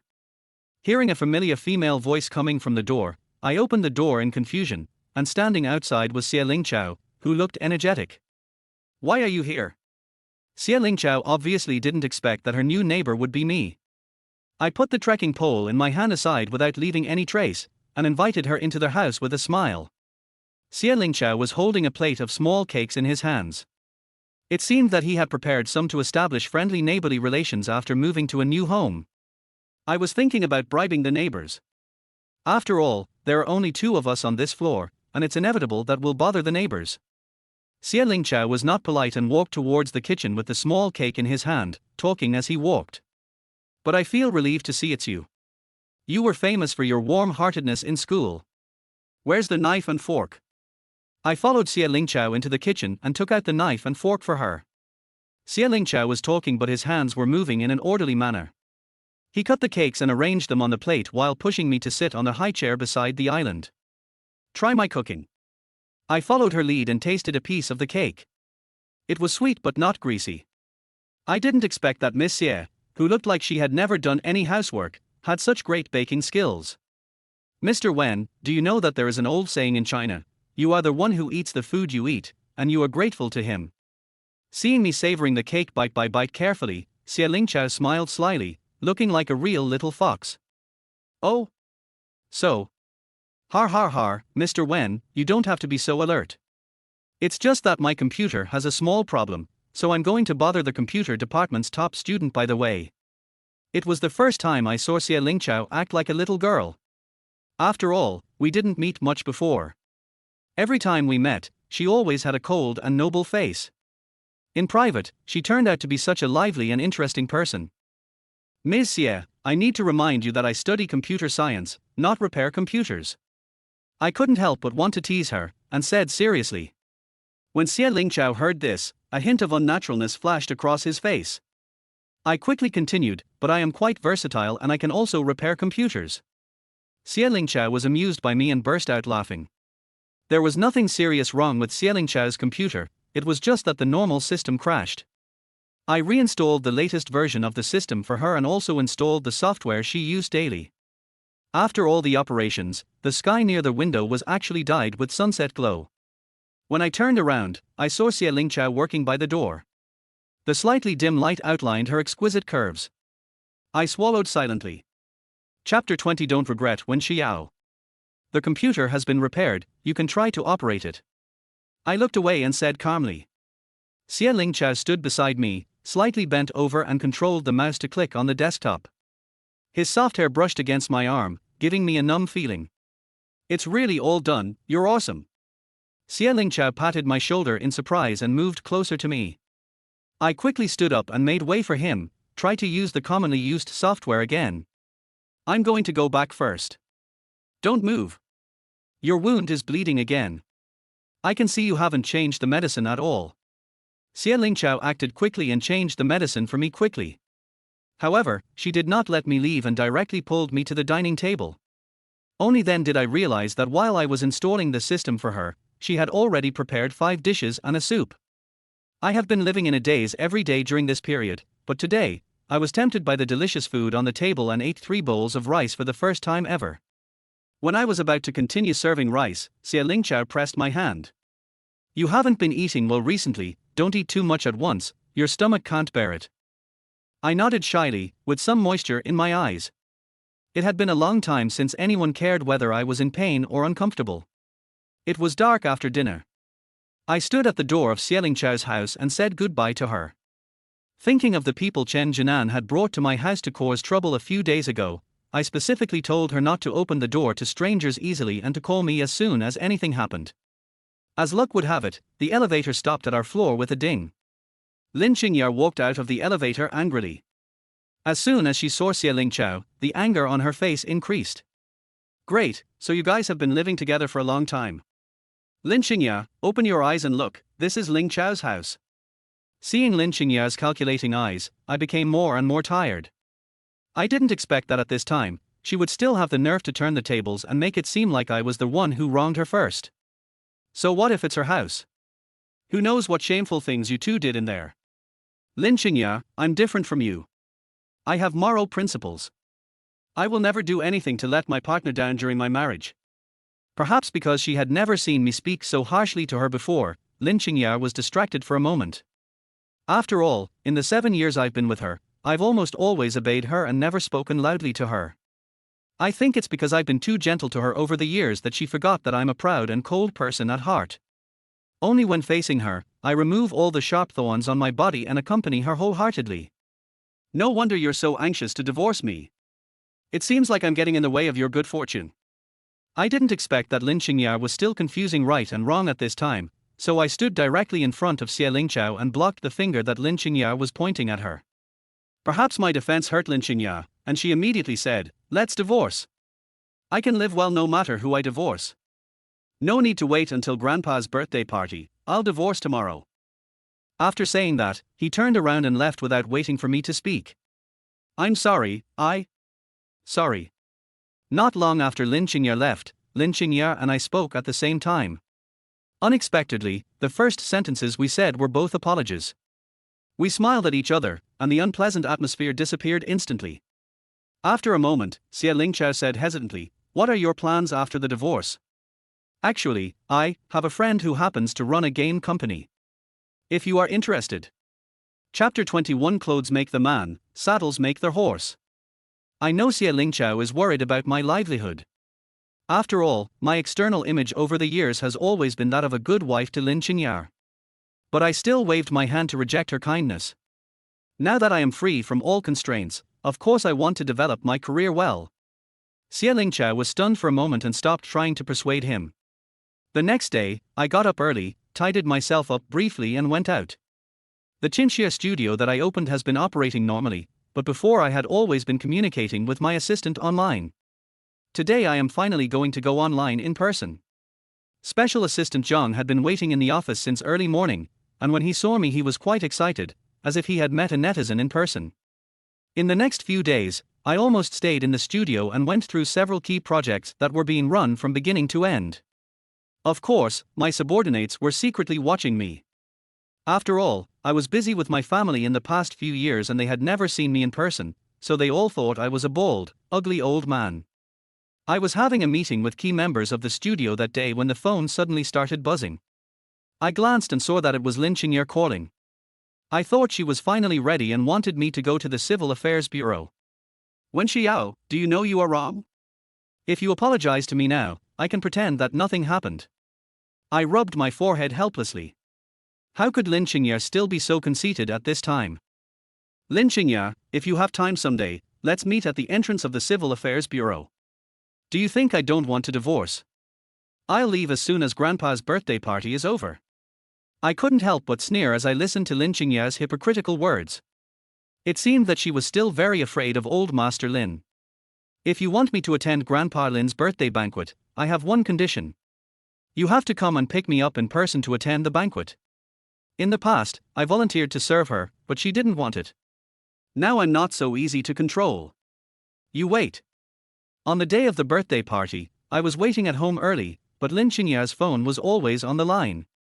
It was not until the banquet was about to begin that Lynching sent me a message saying that she was too busy to pick me up and asked me to take a taxi to the banquet hall by myself. I held the phone and laughed at myself. I was abandoned again and again. What on earth was I still looking forward to? I thought I could part ways amicably with Lynching, but I didn't expect that she would stand me up on our last formal meeting. There was a knock on the door at this time. I thought Lynching had figured it out again, so I hurried over and opened the door. Unexpectedly, the person standing outside the door was Xiao. Her curvy figure was wrapped in a haute couture dress. At this moment, she was so beautiful that she looked like the goddess Venus reappeared. Xiao raised her eyebrows and looked at me, who was still in her home clothes, and motioned me to look behind her. Last time, the brand sent me a few men's suits. If you don't mind, pick one that fits you and try it on. Originally, Lynching said she would bring me a dress, so I didn't prepare anything. I didn't expect that she would stand me up today. For a while, I was worrying about where to get the dress. You've been a great help to me. I pushed the dress rack into the room and picked out a navy blue dress with low-key and luxurious craftsmanship to put on. Unexpectedly, the dress fit me perfectly. It just so happened that Xiao was also going to the birthday party, so I simply took her car and went along. As soon as Xiao's car stopped in front of the old house, the car following behind it also slowly stopped. I took a quick look and it was Lynching's car.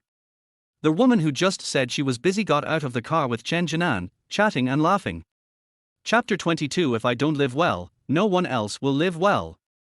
I got out of the car and walked straight forward. Only then did I notice that the dresses Lynching and Jin An were wearing were designed to complement each other. Anyone with a discerning eye could tell that these were so-called couples' dresses. Since Lynching is so shameless, I certainly won't let her off easily. At the entrance of the old house, where people were coming and going, I pointed at Jin An and asked Lynching, "You came to Grandpa's birthday party with your mistress in matching outfits, how dare you still hold me back and refuse to divorce?" Lynching was also a person who cared about her reputation, and this was the birthday party of Mr. Lin, who had the final say, so she didn't dare to act like a troublemaker. Don't slander me. This was all an accident. I had an accident on the way here, so I had to change into a dress temporarily.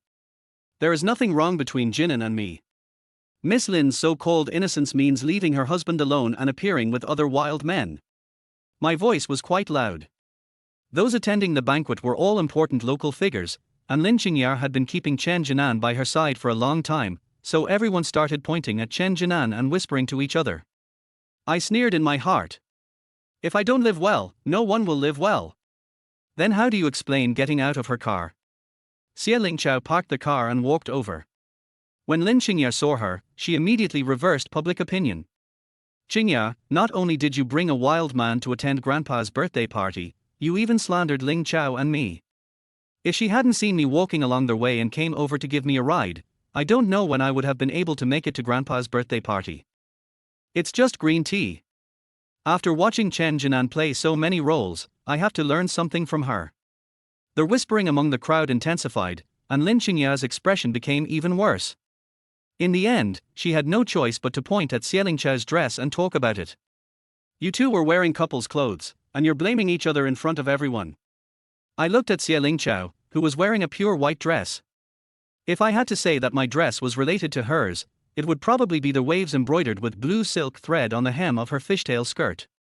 How can you say that? Regardless of the fact that there is no connection between me and Miss Xie's dress, even if there is a connection, it must be just an accident. I deliberately emphasized the word accident just to slap Lin Qingya in the face.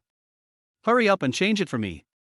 Tonight is our Lin family's home game. I don't want some random person to steal the limelight. Lin Qingya was defeated and had to bluff in the end.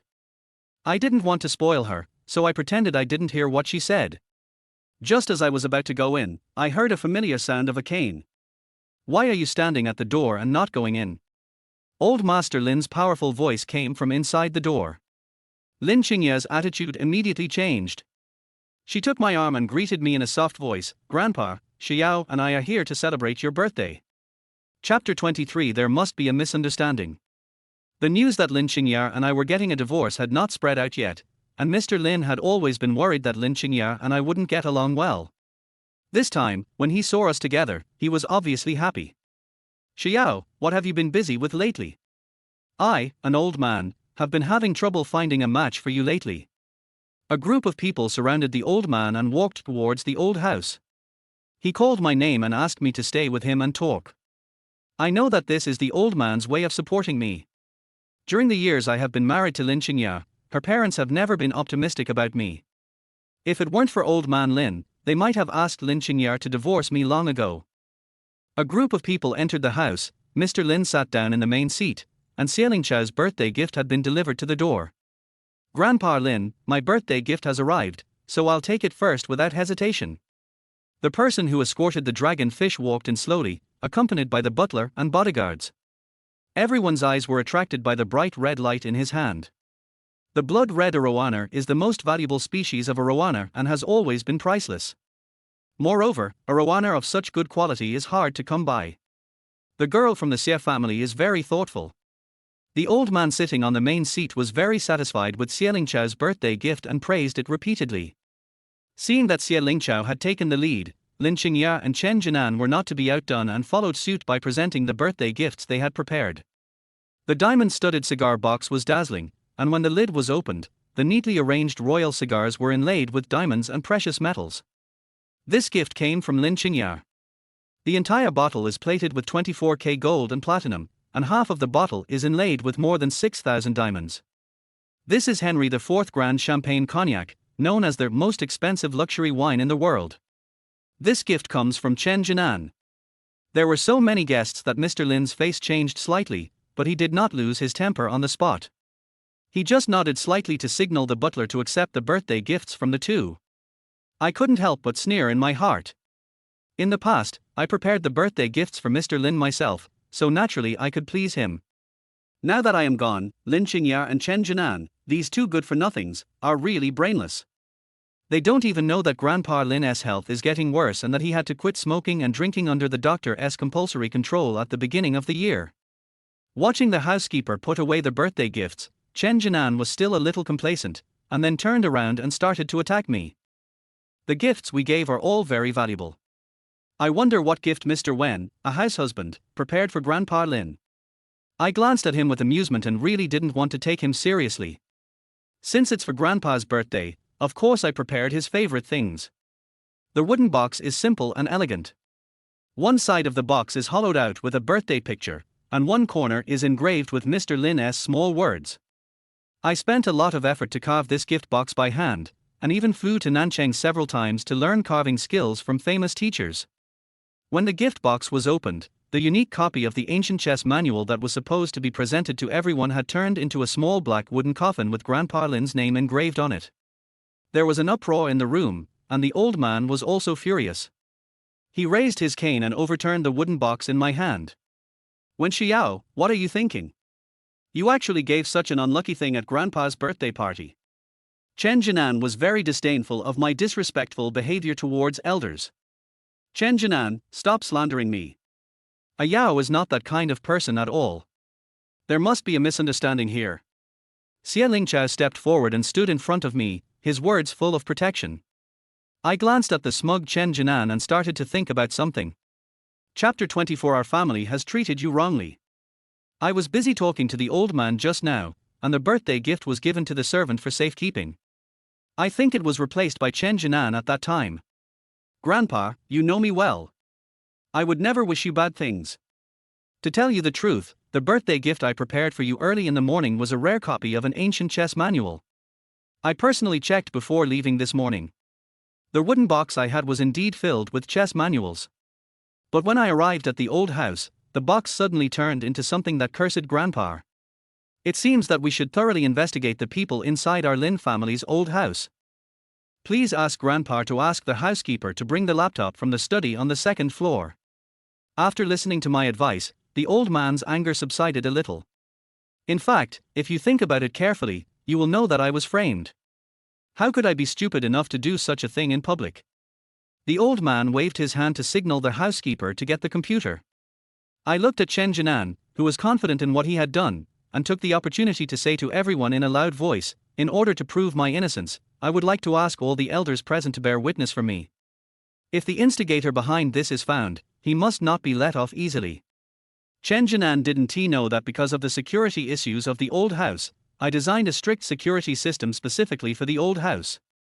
Except for the 3 rooms in the inner courtyard where the old man lives, all areas of the old house are equipped with overt or covert surveillance.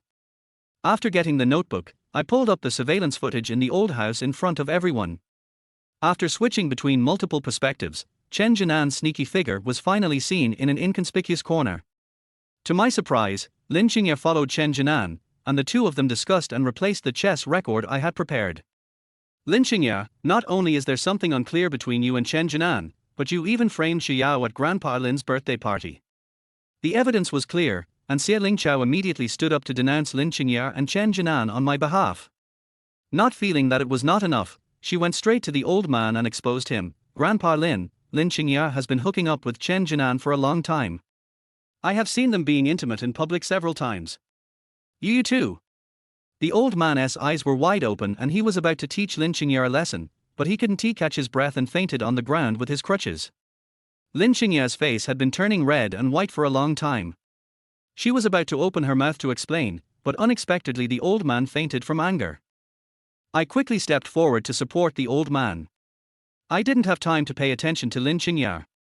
I carried the old man on my back and asked the housekeeper to arrange a car. It was late at night, but the lights were on in the hospital, and the old man finally woke up.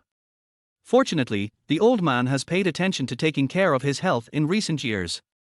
He fainted today just because he was angry and there is nothing wrong with his body. "Yeah, I thought you were just unstable and a bit playful, but I didn't expect you to treat Xiao like this." "Xiao, Grandpa knows that you are a good child, it is Yair who is not doing well." The old man's eyes were full of disappointment. "I have always known that he favors me, but my marriage with Lynching has come to this point and there is no turning back. Grandpa, I'm sorry, even if Chinya and I are divorced, I'm still your grandson. I have already made up my mind to divorce, and I will never waver." I can only tactfully express to the old man my firm determination to divorce. "It's our family that has treated you unfairly." The old man shook his head helplessly. What I didn't know was that after I left the hospital, the old man used the family property as bait and asked Lynching to save our marriage. Of course, Lynching admitted all this later in order to irritate me. Chapter 25. I can't fire him.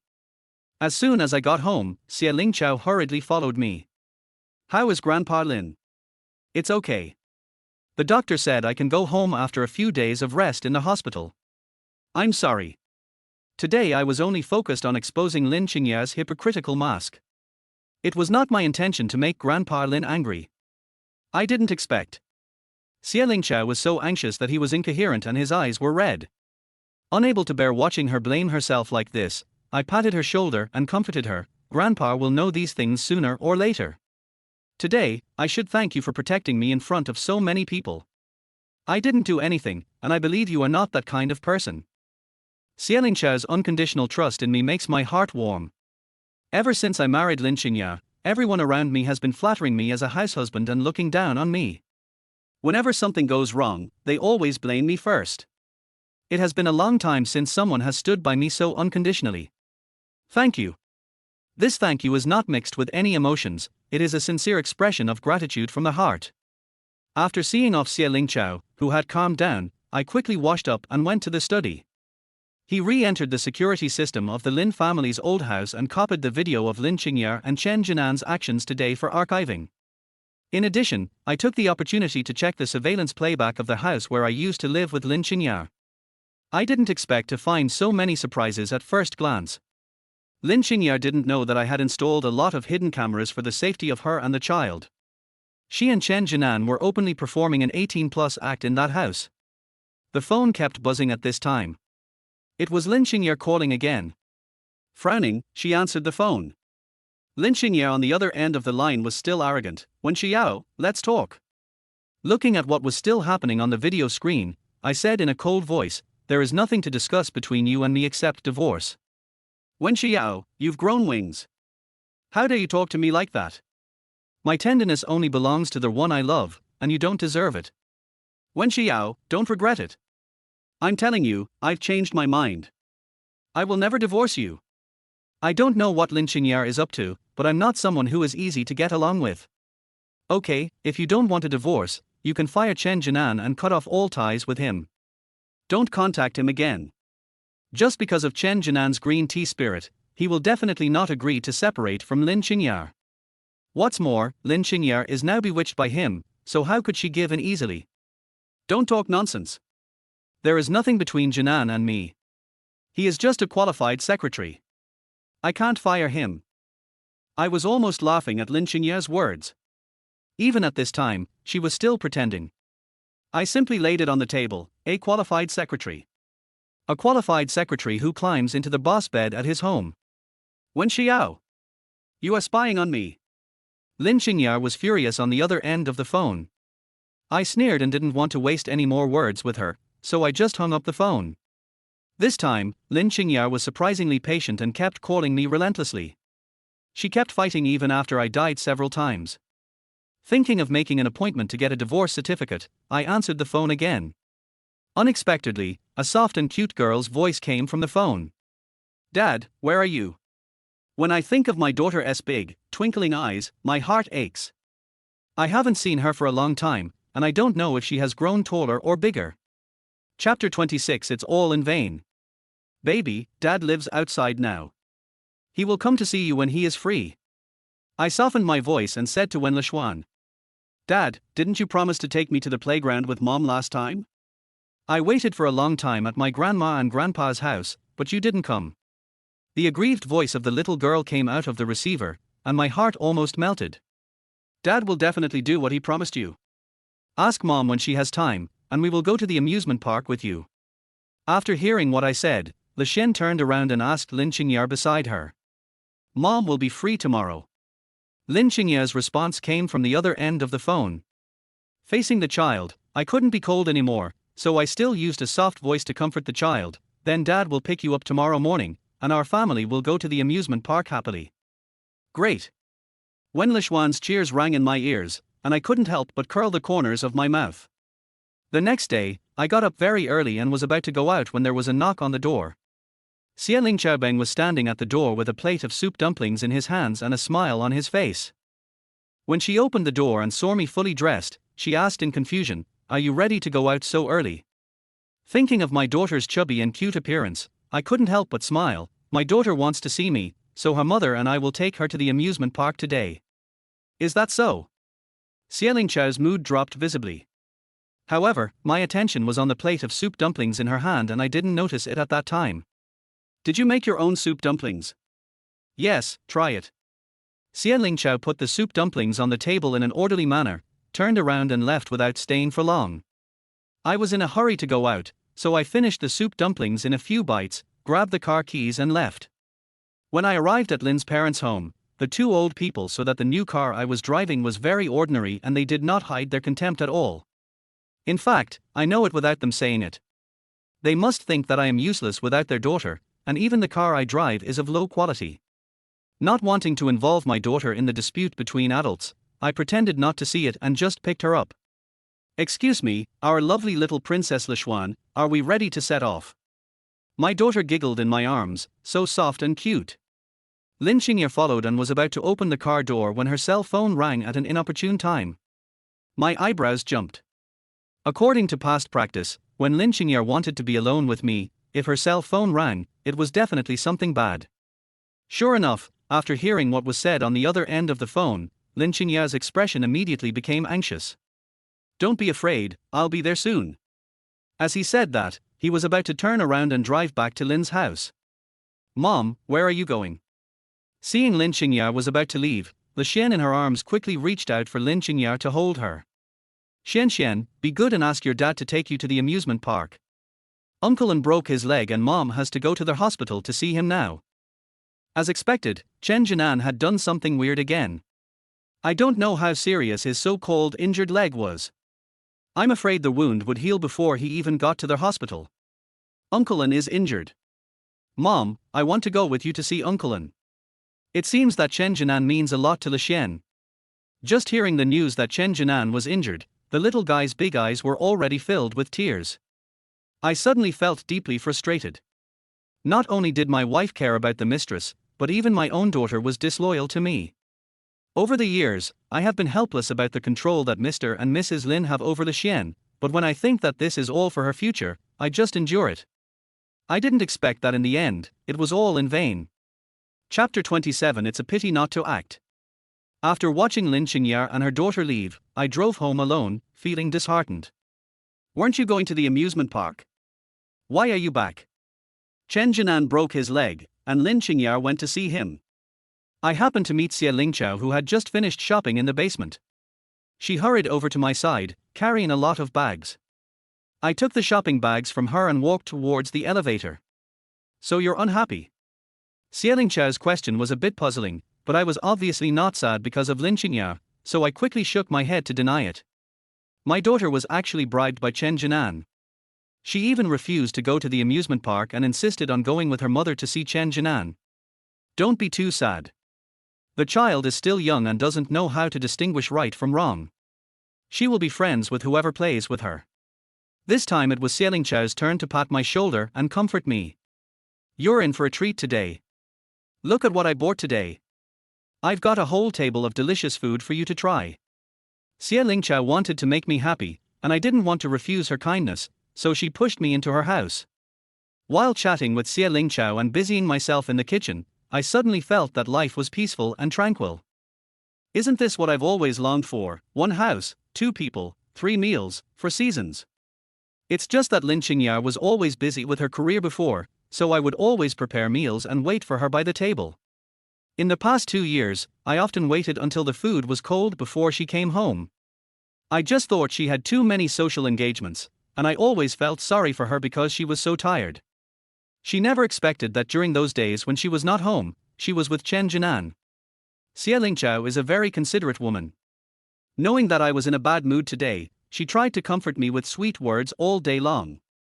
After the meal, the depression in my heart did dissipate a lot. Lynching called at this time. I was washing dishes and was too lazy to take off my gloves. Anyway, Xiao knew everything about my troubles. I simply asked Xiao to help me connect the phone and turn on the speaker. Lynching left me alone in the morning. Now she has come to her senses and came to apologize to me. It's a shame that Miss Lin doesn't want to act. The entertainment industry has lost a queen with superb acting skills. Xiao. Why are you next to Xiao? What do you think? You are allowed to have Jin An by your side, but Xiao is not allowed to have me by his side. I didn't want to waste time arguing with Lynching, so I planned to hang up when I heard that it was nothing important. However, Xiao, who had also overheard the conversation, started to retort. I looked at her with amusement. Xiao was really good at making Lynching speechless. In fact, I already had some guesses in my mind from Lynching's sudden change in attitude in the past 2 days. Maybe Mr. Lin said something to her, which is why someone as spoiled as her would occasionally be so servile in front of me. Xiao, you. Lynching, when are you free? It would be best if we can make sure your good secretary won't get hurt again. Let's take our daughter to the amusement park again. Without giving Lynching a chance to say anything more, I signaled Xiao to hang up the phone. I no longer had any expectations for this marriage, so I could remain calm no matter what Lynching did. Not long after, I suddenly received a series of messages. After washing the dishes, I opened it and saw that it was sent by Jin An. One photo after another was loaded. Chapter 28 Daddy Won't Give Up on You. In the photo, Lynching and Jin An are eating in a restaurant with their daughter. The three of them are crowded in front of the screen, smiling happily, as if they are a family of 3. The next few pictures are loaded one after another. There are 3 people shopping together, and 3 people playing together in front of a claw machine. It is not difficult to see from the photos that Jin An did not break his leg at all. He just wanted to snatch Lynching away from me on purpose. He even wants to take possession of my daughter. The veins on my hand holding the phone were bulging from excessive force, and it was not until Xiao's soft, boneless hand covered mine that I suddenly realized my mistake. Don't ruin yourself for the sake of irrelevant people's popularity. The dishes are done. I'm going home now. I fled back to my home in a panic. I found the divorce agreement drafted by the lawyer, signed it electronically and sent it directly to Lynching. When Xiao, what's wrong with you? I've already apologized to you, what else do you want? Lynching called right after. I laughed at myself. It seemed that my image as a cowardly househusband had really taken root in Lynching's heart over the years. She would yell at me if there was anything she was not happy with. I don't want anything, I just want to divorce you. Divorce? You're dreaming. I will never agree to a divorce. If you don't agree, I will have no choice but to take legal action and file a lawsuit directly. When Xiao, I'm giving you too much face, aren't I? If you file for divorce, aren't you afraid that you won't get anything? Hearing this, the coldness in my eyes became even stronger. I have given so much to this family, but in Lynching's eyes, I am actually relying on her to survive. Perhaps after watching these videos, you will change your mind. You don't want the scandal of the president of Lin's enterprise cheating to be the headline of society one day, right? I captured a few videos of her and Jin An doing whatever they wanted at home and sent them to them. The evidence I have collected during this period is almost enough. If I really file for divorce, Lynching will not get any benefit at all. Although I was confident of victory, a deep feeling of powerlessness still invaded my every limb and made me feel cold. Seeing that she really couldn't get any benefit from me, I heard my daughter crying on the other end of the phone, "Dad, don't you want me and Mom anymore? Please don't separate, okay? My daughter is my weak spot. I have always believed that no matter what Lynching did wrong, the child is innocent. Dad, did you use would do something wrong? Please don't be angry, okay? Good boy, you are the best kid in the world. Daddy will never abandon you. Really? Really, Daddy promises." After receiving repeated assurances, my daughter stopped crying and promised to make a pinky promise with me the next time we meet. My daughter's tears had such a huge impact on me that it seems that the divorce issue will have to be put on hold for now. In the next few days, Lynching got a lot of things, and even Jin An didn't dare to offend me. Although the evidence I hold in my hand cannot bring disgrace upon them, it will certainly damage the reputation of Lin's enterprise and even affect the stock price of Lin's enterprise. I was concentrating on the development of the new game in the studio, and I resumed my daily routine of going between the studio and home. My studio has been committed to creating fighting and shooting games for men, and has gained a large number of loyal male players, but the period of rapid development has passed. Now that I have returned to my work wholeheartedly, in addition to retaining old players, I naturally want to open up new player markets. Combined with the data provided by the Market Evaluation Department, the proportion of female players has been increasing rapidly in recent years, so my studio naturally wants to get a piece of the pie. So the planning team worked hard for several months and developed a love-building game specifically for female players, which became our key annual project that we plan to promote this year. Chapter 29 Visiting the Studio. The first drafts of the characters submitted by the design department were rejected one after another, and everyone was very upset. Boss, this game is targeted at female users, so character design is very important. Yeah, we're all a bunch of rough guys. Our impression of the opposite sex is that they have big breasts, thin waists, and long legs, but that's not what women want to see. I nodded to show my understanding. It seems that the internal design will not work. You will have to look outside. Before the meeting was over, Special Assistant Zhang was peeking outside the door. When I nodded, Special Assistant Zhang pushed the door open and leaned over to whisper in my ear, "Boss, the front desk said that a woman claiming to be your wife is coming in." My wife? Could it be Lynching, yeah? Signaling my subordinates to continue the meeting, I took Assistant Zhang to the front desk.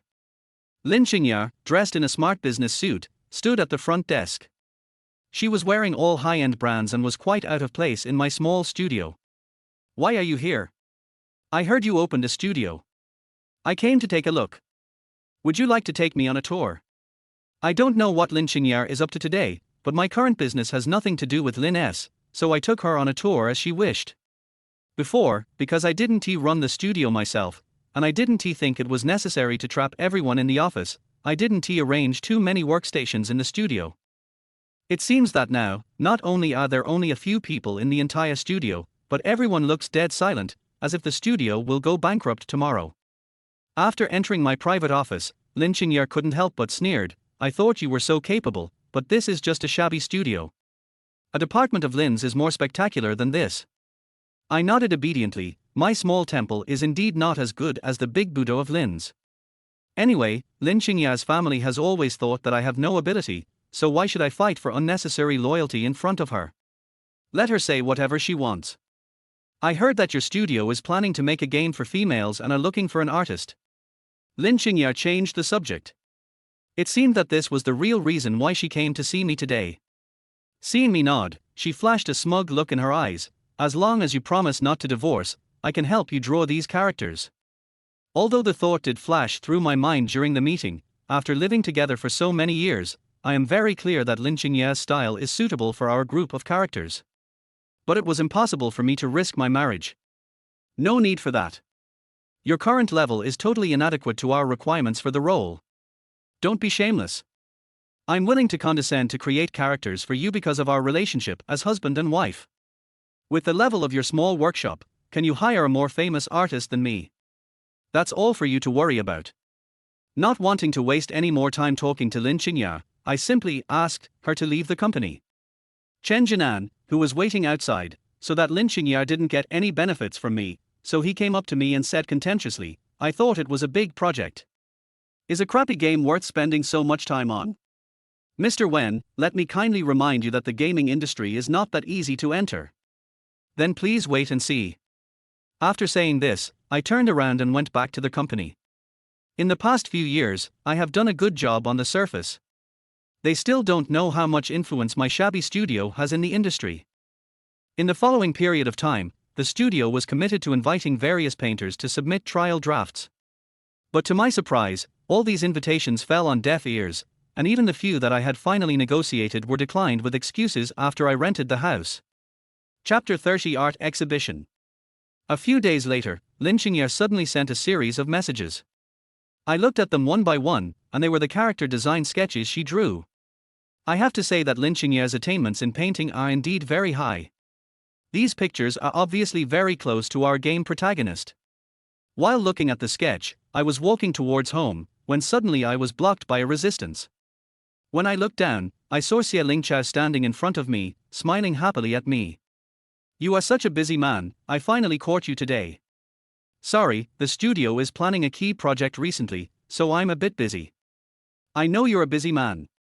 If I hadn't run into you today, I would have gone to your studio to arrest you." Xiao said this as he took out an invitation letter from his bag and handed it to me. "I wonder if you, a busy man, would be willing to take a moment this weekend to visit my solo exhibition." It seemed as if tiny bits of light fell into Xiao's eyes, making her cunning little expression at the moment shine brightly. "If you're busy, it's fine. It's just a small-scale solo exhibition. It's okay." Xiao interpreted my momentary absence of consciousness as hesitation. Seeing her face instantly filled with disappointment, I quickly shook my head. How can you be busy? I have to attend your solo exhibition. I got up early on Sunday and fiddled in the cloakroom for a long time before going out. I had asked the florist to deliver the celebratory flower basket early in the morning, but I still drove around to the shop and bought a bunch of sunflowers to take with me. It was only when I arrived at the venue that I was impressed by Xiao's composure. An art exhibition of this scale is one of the best in the whole city of Zed, but she did not show off because of it. Xiao was busy giving media interviews, so I didn't disturb her and went straight into the inner hall to watch. I also have my own selfish reasons for coming to the exhibition today. The image design of the game's protagonist has been tormenting everyone in the studio during this period, including me. Come and see the art exhibition, maybe it can bring me some inspiration. As I watched, I found that Xiao's paintings have a distinctive style, bold use of colors, and a very personal, but I always feel an indescribable sense of familiarity. Not far ahead, Xiao had finished the media interview and was interacting with fans with a smile. She was graceful in front of the camera and answered fans' questions patiently. I walked over with a smile, and while the fans were giving her gifts, I gave her the sunflower I was holding. Seeing her chatting enthusiastically with her fans, I took the opportunity to ask her a question. Ms. Xia's works use very bold colors, and many of the collisions of colors are something I have never seen before. What is your creative concept? Xiao gave me a coquettish look, and answered seriously under the expectant gaze of fans. My creative inspiration comes from my observation of life. I like to look at the world from different perspectives, such as this painting. Listening to Xiao's insights on creation, a light bulb went off in my head, and I suddenly remembered where that inexplicable sense of familiarity came from. I have seen almost every one of Lynching's works. Many of her early works are very similar to the style of Xiao. I have been curious about Lynching's original intention of creation before, but she always said that she had learned painting since she was a child, and over time she fell in love with the tranquility that painting brought her. Comparing her words with Xiao at this moment, the difference was immediately apparent. Xiao's creations are truly born for art. Even an audience like me who is not very knowledgeable can feel the vigorous vitality in them. It seems that I really need to get to know Xiao better. Chapter 31 Plagiarism. I continued to visit alone for quite a while before Xiao came over. The more I watched, the more curious I became about her, and looking deeper into the backstage, it was easy to tell that she was someone who was willing to challenge herself. Compared with the distinctive styles of the first half of her works, she gradually tried different styles in the later part, and her works were not limited to a fixed type. Sorry, I'm a little busy today. I shook my head to indicate that it was okay. After all, this was her home court. I happened to stop in front of a work called Moment. I looked at this painting for a long time because I had seen some of its elements some time ago. I heard that you were a talented girl in the art department when I was in college. Today, I saw with my own eyes that everyone's evaluation of you is indeed objective. Don't make fun of me, college bully. It's just a little hobby. This little hobby of yours won an international award. Ms. Xia is so amazing. Okay, if you keep saying that I'm going to blush. This was the first time I saw Xiao's work. In order to confirm some of my inner thoughts, I changed the subject subtly. Come to think of it, you and Lynching often took turns to be the top student in your grade. No wonder you two would always fight whenever you met. Humph, I don't care about those first places. I don't like her simply because. Realizing that what he said was inappropriate, Xiao quickly turned off the microphone, his eyes widened like a deer. Why? I looked around and we were standing in a corner with few people passing by. Seeing that my actions showed that I knew what he was talking about, Xiao closed his eyes and whispered, because she always plagiarizes my work. When talking about this matter, Xiao was unusually angry. There was an international competition in my junior year. I don't know where she saw my work, but she actually plagiarized it and submitted it to the organizing committee one day earlier than me. I was judged to have plagiarized, and the organizing committee disqualified me from participating. How could it be? I was a little surprised. I seem to have heard that Lynching won a grand prize in an international competition when I was a junior. She was indeed very popular in school for a while at that time. Believe it or not, I only left the manuscript of the painting I made back then, and I never created in front of her again. I trust you.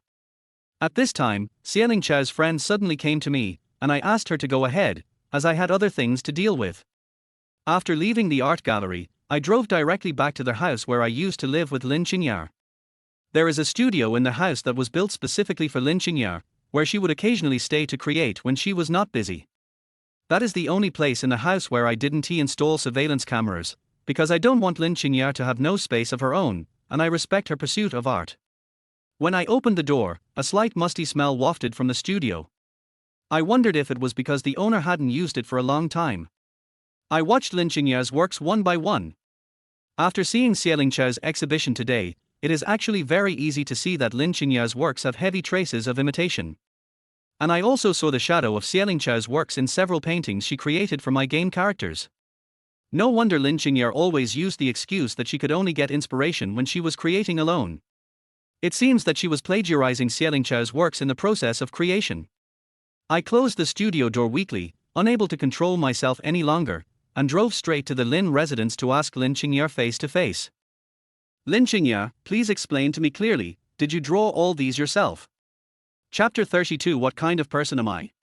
When Xiao, what are you crazy about? Lynching looked at the rough drafts of character designs on my phone and rolled her eyes. I went to see Xiao's exhibition today. Guess what I found? When Lynching heard Xiao's name, her expression changed. However, she had been in charge of Lin's for so long and had experienced many ups and downs in the business world, so she calmed down immediately. What does what you found have to do with me? I was in the house at Champs-Élysées, but I found a work that was 80% similar to the one exhibited by Xiao. How do you explain it? Xiao, please don't spit bloody words at me here. Our Yair has been learning to paint since she was young, and we won't tolerate slander from people like you. After hearing what I said, Lin's mother couldn't sit still anymore. Someone like me. In Aunt Lin's eyes, what kind of person am I? I heard from Jin An that you opened a small, shabby game studio and couldn't find a famous artist. It was our Yair who helped you a lot. But you, not only don't thank Yair, but you also come to our house to cause trouble for Yair. Young people are so impulsive. I don't think your studio will last long. Mr. and Mrs. Lin echoed each other and devalued my studio to nothing. And Jin An didn't know how many jokes he made out of it. He simply turned black into white. When Xiao, don't think I don't know that you just want to step on me to pursue Xiao.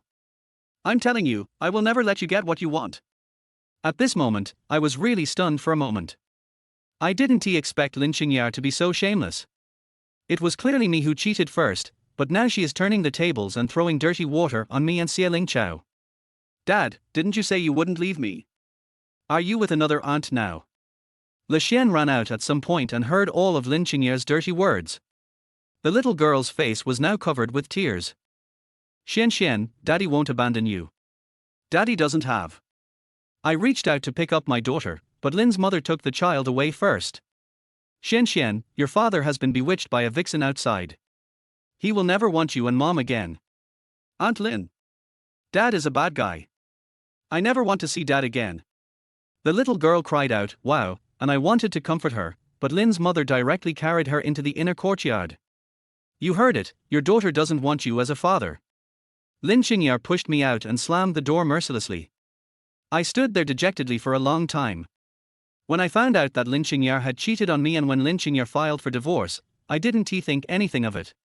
By this time, even my own daughter had been corrupted, but I was powerless and could only watch her being taken away. After losing my daughter, I really have no home anymore. Colorful lights interweave in the bar, and exotic female voices sing sad love stories.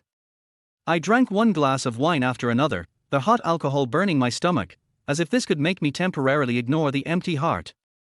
Xiao? Why are you here alone? Are you drinking alone? A familiar female voice sounded in my ears. My alcohol-controlled brain took a beat to react. The voice belonged to Xiao. Chapter 33. Then I'll recommend myself. I've encountered a tough problem at work. I answered evasively, shaking the ice brick in the wine glass. After knowing that most of Lynching's works were plagiarized, it was even more impossible for me to use the character prototypes she designed.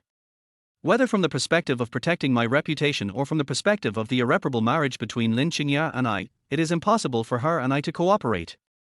However, it seems that all the famous painters in China have a close relationship with Lynching. Judging from the fact that I have been repeatedly rejected for invitations recently, it is not difficult to guess that she is behind this. Although such a love game is unlikely to cause any irreparable losses to the studio, I don't want the hard work of so many people to go to waste because of me. Is it the dating game you are developing? Yes, we are currently stuck in the prototype design of the game characters. After all, this is a game aimed at the female market, which is very different from what we have done before. Is this worth it for our president when to get drunk late at night? Xiao looked at me with amusement. Although he was teasing me, he didn't mean to mock me. Then I'll recommend myself. Please take some time to look at what I worked hard to draw in order to get this job, Mr. Wen. Xiao fiddled with his phone for a few seconds, and then my phone started to ring. It is also a preliminary draft of the prototype design of a group of main characters, but the protagonists painted by Xiao are either affectionate or gentle, and they all come alive on paper. You have already drawn these? No, I drew these today. They are just preliminary designs. How do you know? Today, when I was chatting with my seniors, I happened to overhear that they had all received character design invitations from a certain studio. Senior sister was quite interested at first, but when she heard that your game was suspected of plagiarism and the copyright ownership was also very controversial, they were all people who valued their reputation, so they simply ignored it. When I heard it, I thought of what you were busy with recently, so I simply asked senior sister to send me some information and try to draw it. I was so excited that I didn't know what to say. I could imagine that Lynching was interfering, but what she did was obviously more excessive than I expected. Xiao, it's a pleasure working with you. I immediately picked up my wine glass and tapped it against Xiao's glass. Mr. Wen, it's a pleasure working with you. Xiao also clinked his glass with me slyly. The issue that had been weighing on my mind was resolved satisfactorily, and I continued chatting with Xiao. In the dim light, alcohol gradually eroded the little rationality left in the brain. When Xiao's hair accidentally fell into the wine glass, my hand moved before my brain did. I picked up the hair and carefully tucked it behind her ear. The outstretched hand broke through the shackles of reason and gently fell on her earlobe, cheek, and finally on her red lips that were as red as dripping cherry blossoms. The looks in both of our eyes had become increasingly blurred. Xiao showed no reaction to my touch, but instead rubbed her cheek in a flattering manner when my hand stroked it. A quarrel suddenly broke out at the table next to me for some reason, and the sudden noisy environment brought me back to my senses. I gently took it back, stood up, shook out my coat and put it over Xiao. It's late, go home. There were 2 blushes on Xiao's cheeks, and she was a little drunk and her movements were a little slow. I simply held her shoulders, half-hugged her in my arms and left the bar. Chapter 34. The child is not yours at all. Even I can't escape the splitting pain in my head the morning after a hangover. What's more, I was forced to wake up, and the banging on the door seemed to wake up everyone in the building. He opened the door sleepily and saw Lynching standing opposite him with a menacing look on her face. I guess it was because I looked really sloppy after just waking up from a hangover, and Lynching didn't even conceal the disdain in her eyes. She pushed me aside and walked into the house. Lynching was as proud as ever, like a little peacock. The 3-bedroom house was not big to begin with. As she pushed open the doors one by one, Lynching seemed to be searching for something with a purpose. Jin An, who was following behind her, was even more ridiculous. He held his cell phone in his hand and followed Lynching the whole time. The 2 of them looked like they were catching someone cheating. Where are you? Where are you hiding? Who? This really confused me. From her confident tone, it seemed as if there should be someone else in my house. Xiao. Didn't you 2 go home together hugging each other last night? On Lynching phone, there was a photo of me hugging Xiao and leaving the bar. I snatched the phone and checked it. In addition to that photo, there were also photos of me drinking with Xiao, me touching her cheek uncontrollably, and me looking at Xiao with dark eyes.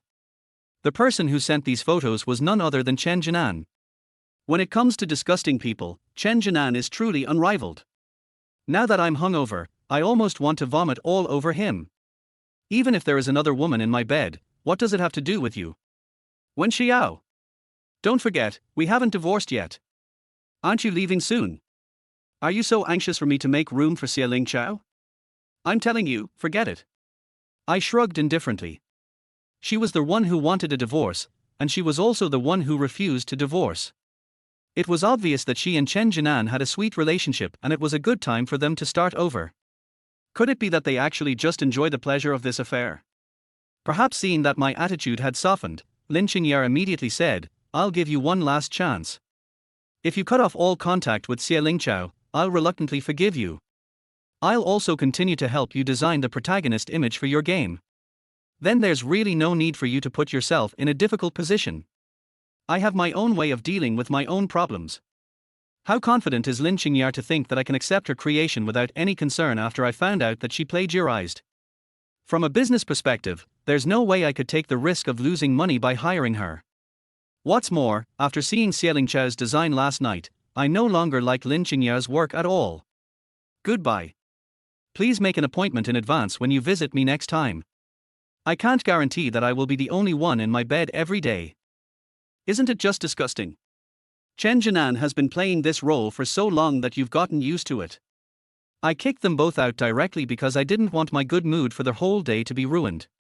Lynching was so angry that she wanted to argue with me, but Jin An knew the situation and half carried and half coaxed her away. But I really underestimated Jin An's ability to disgust people. Although he left, his message came right after. "You don't really think that the child that Xiao aborted is yours, do you? We did go a bit too far during that time. Xiao didn't let me wear a condom several times in order to make me feel good. That child is not yours at all." Chapter 35, File for Divorce. I fell to the ground holding the phone. No wonder Lynching refused to keep the child no matter what. It turned out that the child was not mine at all. The little affection he had left for Lynching was finally worn out by her repeated acts of committing suicide. "What's wrong with you?" Xiao rushed over worriedly. Lynching made such a loud noise in the morning that Xiao also heard it. "It's okay. I'm going to file for divorce." I was feeling a little depressed, but now I was very determined about the divorce and didn't want to leave any room for Lynching. It just so happens that one of my friends is a famous lawyer in the industry. Maybe he can help you. I was about to say thank you when Xiao quickly dialed the other party's number and briefly explained my situation to the other party. "Hello, Lawyer Dai. My main request is to get custody of the child. I don't need to divide the other party's property." After taking the phone, I simply told him the purpose of filing for divorce. Before, because Lynching's family was opposed and considering the child's education, I did make a lot of concessions. But now, when I think about the fact that Lynching was once pregnant with Jin An's child, I can no longer feel at ease to leave Wen Lishuan to her to raise. Lawyer Dai was very efficient. He informed me in the afternoon that their law firm had submitted a complaint to the court. Since there are professional lawyers handling it, I no longer pay much attention to it and focus all my energy on the love game in the studio. Now with the addition of Xiao, the character design of the game characters has been carried out in an orderly manner, and the game development has smoothly entered the next stage. When Lynching called me, I was in Xiao's studio at home discussing the image of the main character with her. I had already received the court summons in the morning. Lynching called me at this time, so she must have received the summons as well. As expected, when the call was connected, Lynching's abuse came out. "When Xiao, what are you crazy about again?" I said, "If we get a divorce, I will have custody of our daughter. Don't even think about divorce. You and Jin An will have more children, and I will raise my own children myself." When Lynching mentioned that she had a child with Jin An, her arrogance immediately subsided. I don't want to spoil her anymore. After going through all these things, I just want to break up with her as soon as possible and let her stop disturbing my life. I didn't hide it from Xiao when I answered the phone. Since we became neighbors, she has helped me more than once, and she knows all about the troubles between Lynching and me. She also knew that I was only fighting for the custody of the child, so not long after hanging up the phone, she eagerly ran to the next room and got a card. Lynching will definitely use her family's superior financial conditions as a bargaining chip. Besides, your child is still young, so you won't have an advantage in the fight for custody. This card contains some of my personal savings. You can use it first. If your financial situation is stable, you will have a better chance of winning custody. I didn't expect Xiao to have considered so much. I looked at the bank card in her fair fingertips, and my eyes suddenly became wet. "Thank you for your kindness, but don't worry, I have money. Although I have been a full-time househusband these years, I am not completely useless. In addition to the considerable profits brought by the studio, I used my computer skills to help several friends solve many problems, and they were paid well. It's just that I'm used to living a life of self-reliance for ordinary people, so I never show my wealth to the outside world, and therefore I prevent many people with impure intentions from getting close to me. Chapter 36. I can help you. The only problem that bothers me now is how to get along with the child. Wen Lishuan has been raised by father and mother Lin in Lin's house since she was a child.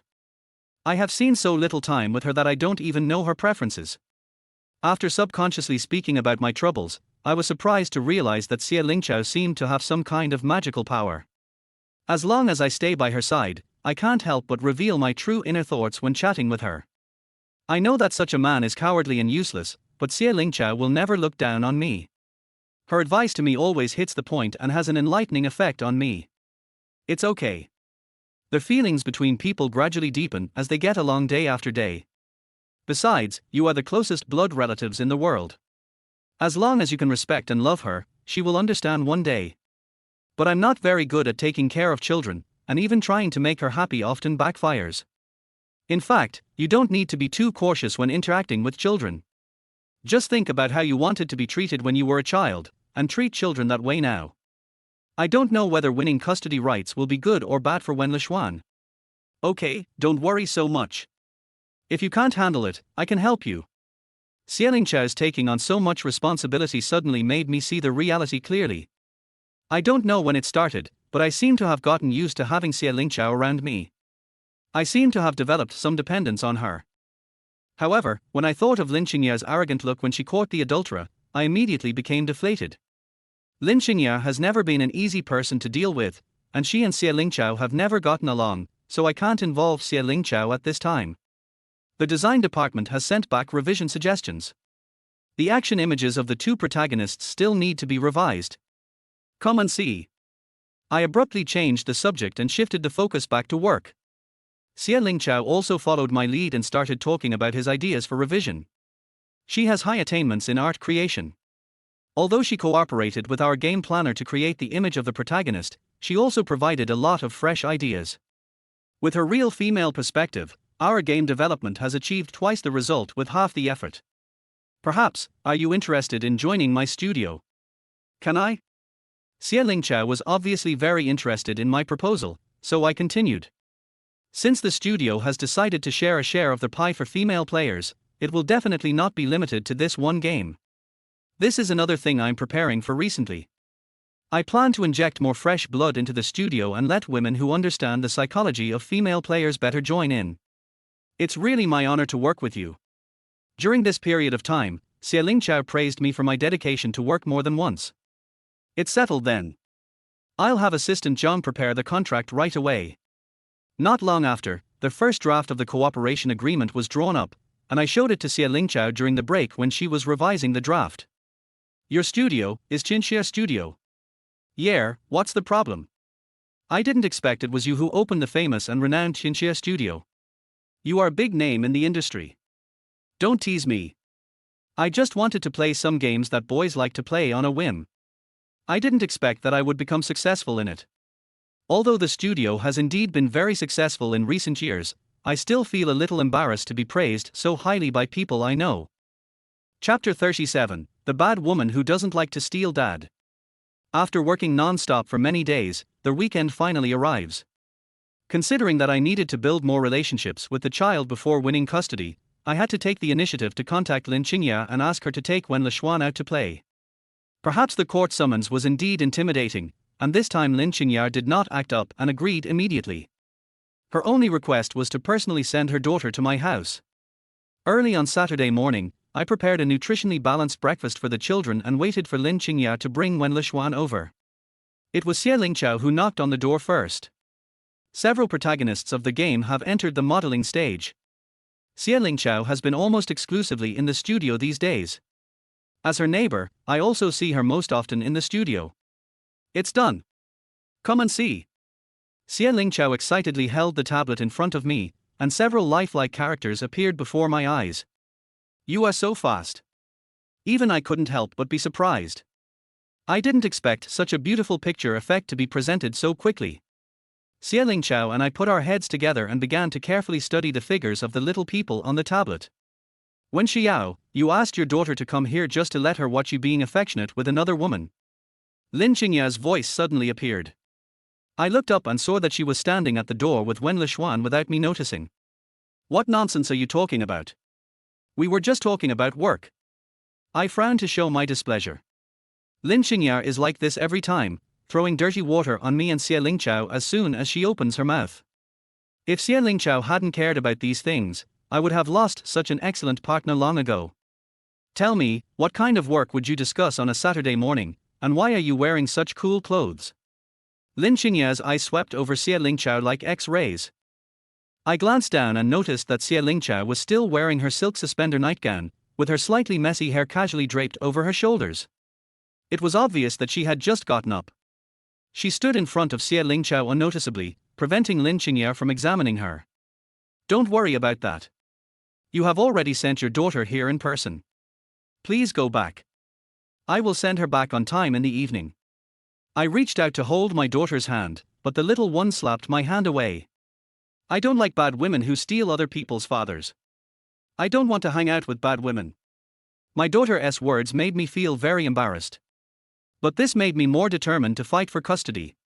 She is so young, yet she has learned to be like this. I was just about to start teaching my daughter a lesson when Wen Lishuan suddenly produced a box of exquisite and lovely candies from somewhere and handed it to my daughter. You must be little Xian, right? Your teacher must have told you that it is impolite to speak like that.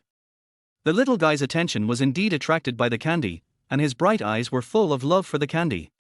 Lynching, however, did not appreciate it at all and directly knocked the candy in Xiao's hand to the ground. Xiao, I will teach my daughter myself. I hope you won't interfere in other people's relationships and meddle in other people's family affairs.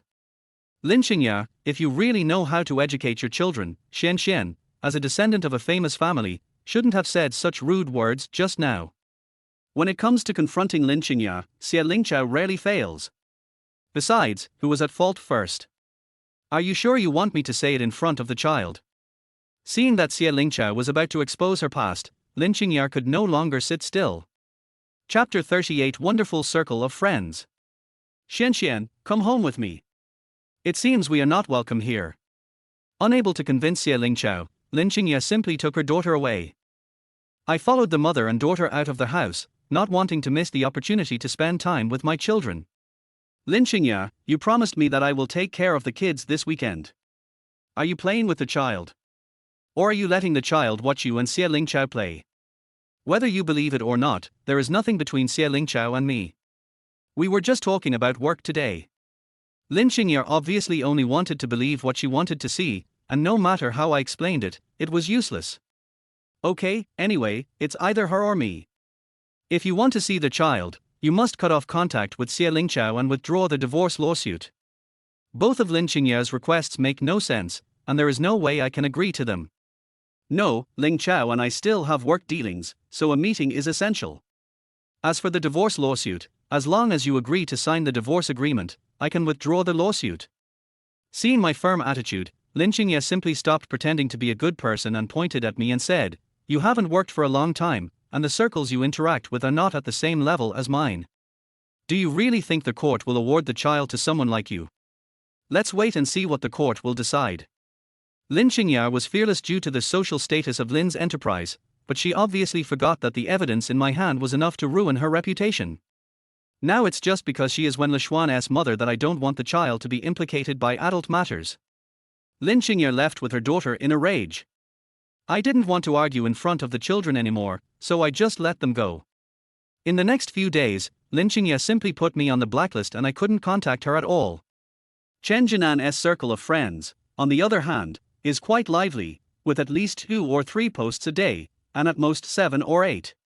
I checked in at a delicious restaurant with Lynching and wanted to post a record on WeChat Moments. Lynching gave him a nice tie to express her love. Even when he was taking Lynching to and from get off work, he would post it on his moments at a fixed time and place, just like punching in at work, and would add a picture of his jawline, which he thought was extremely handsome.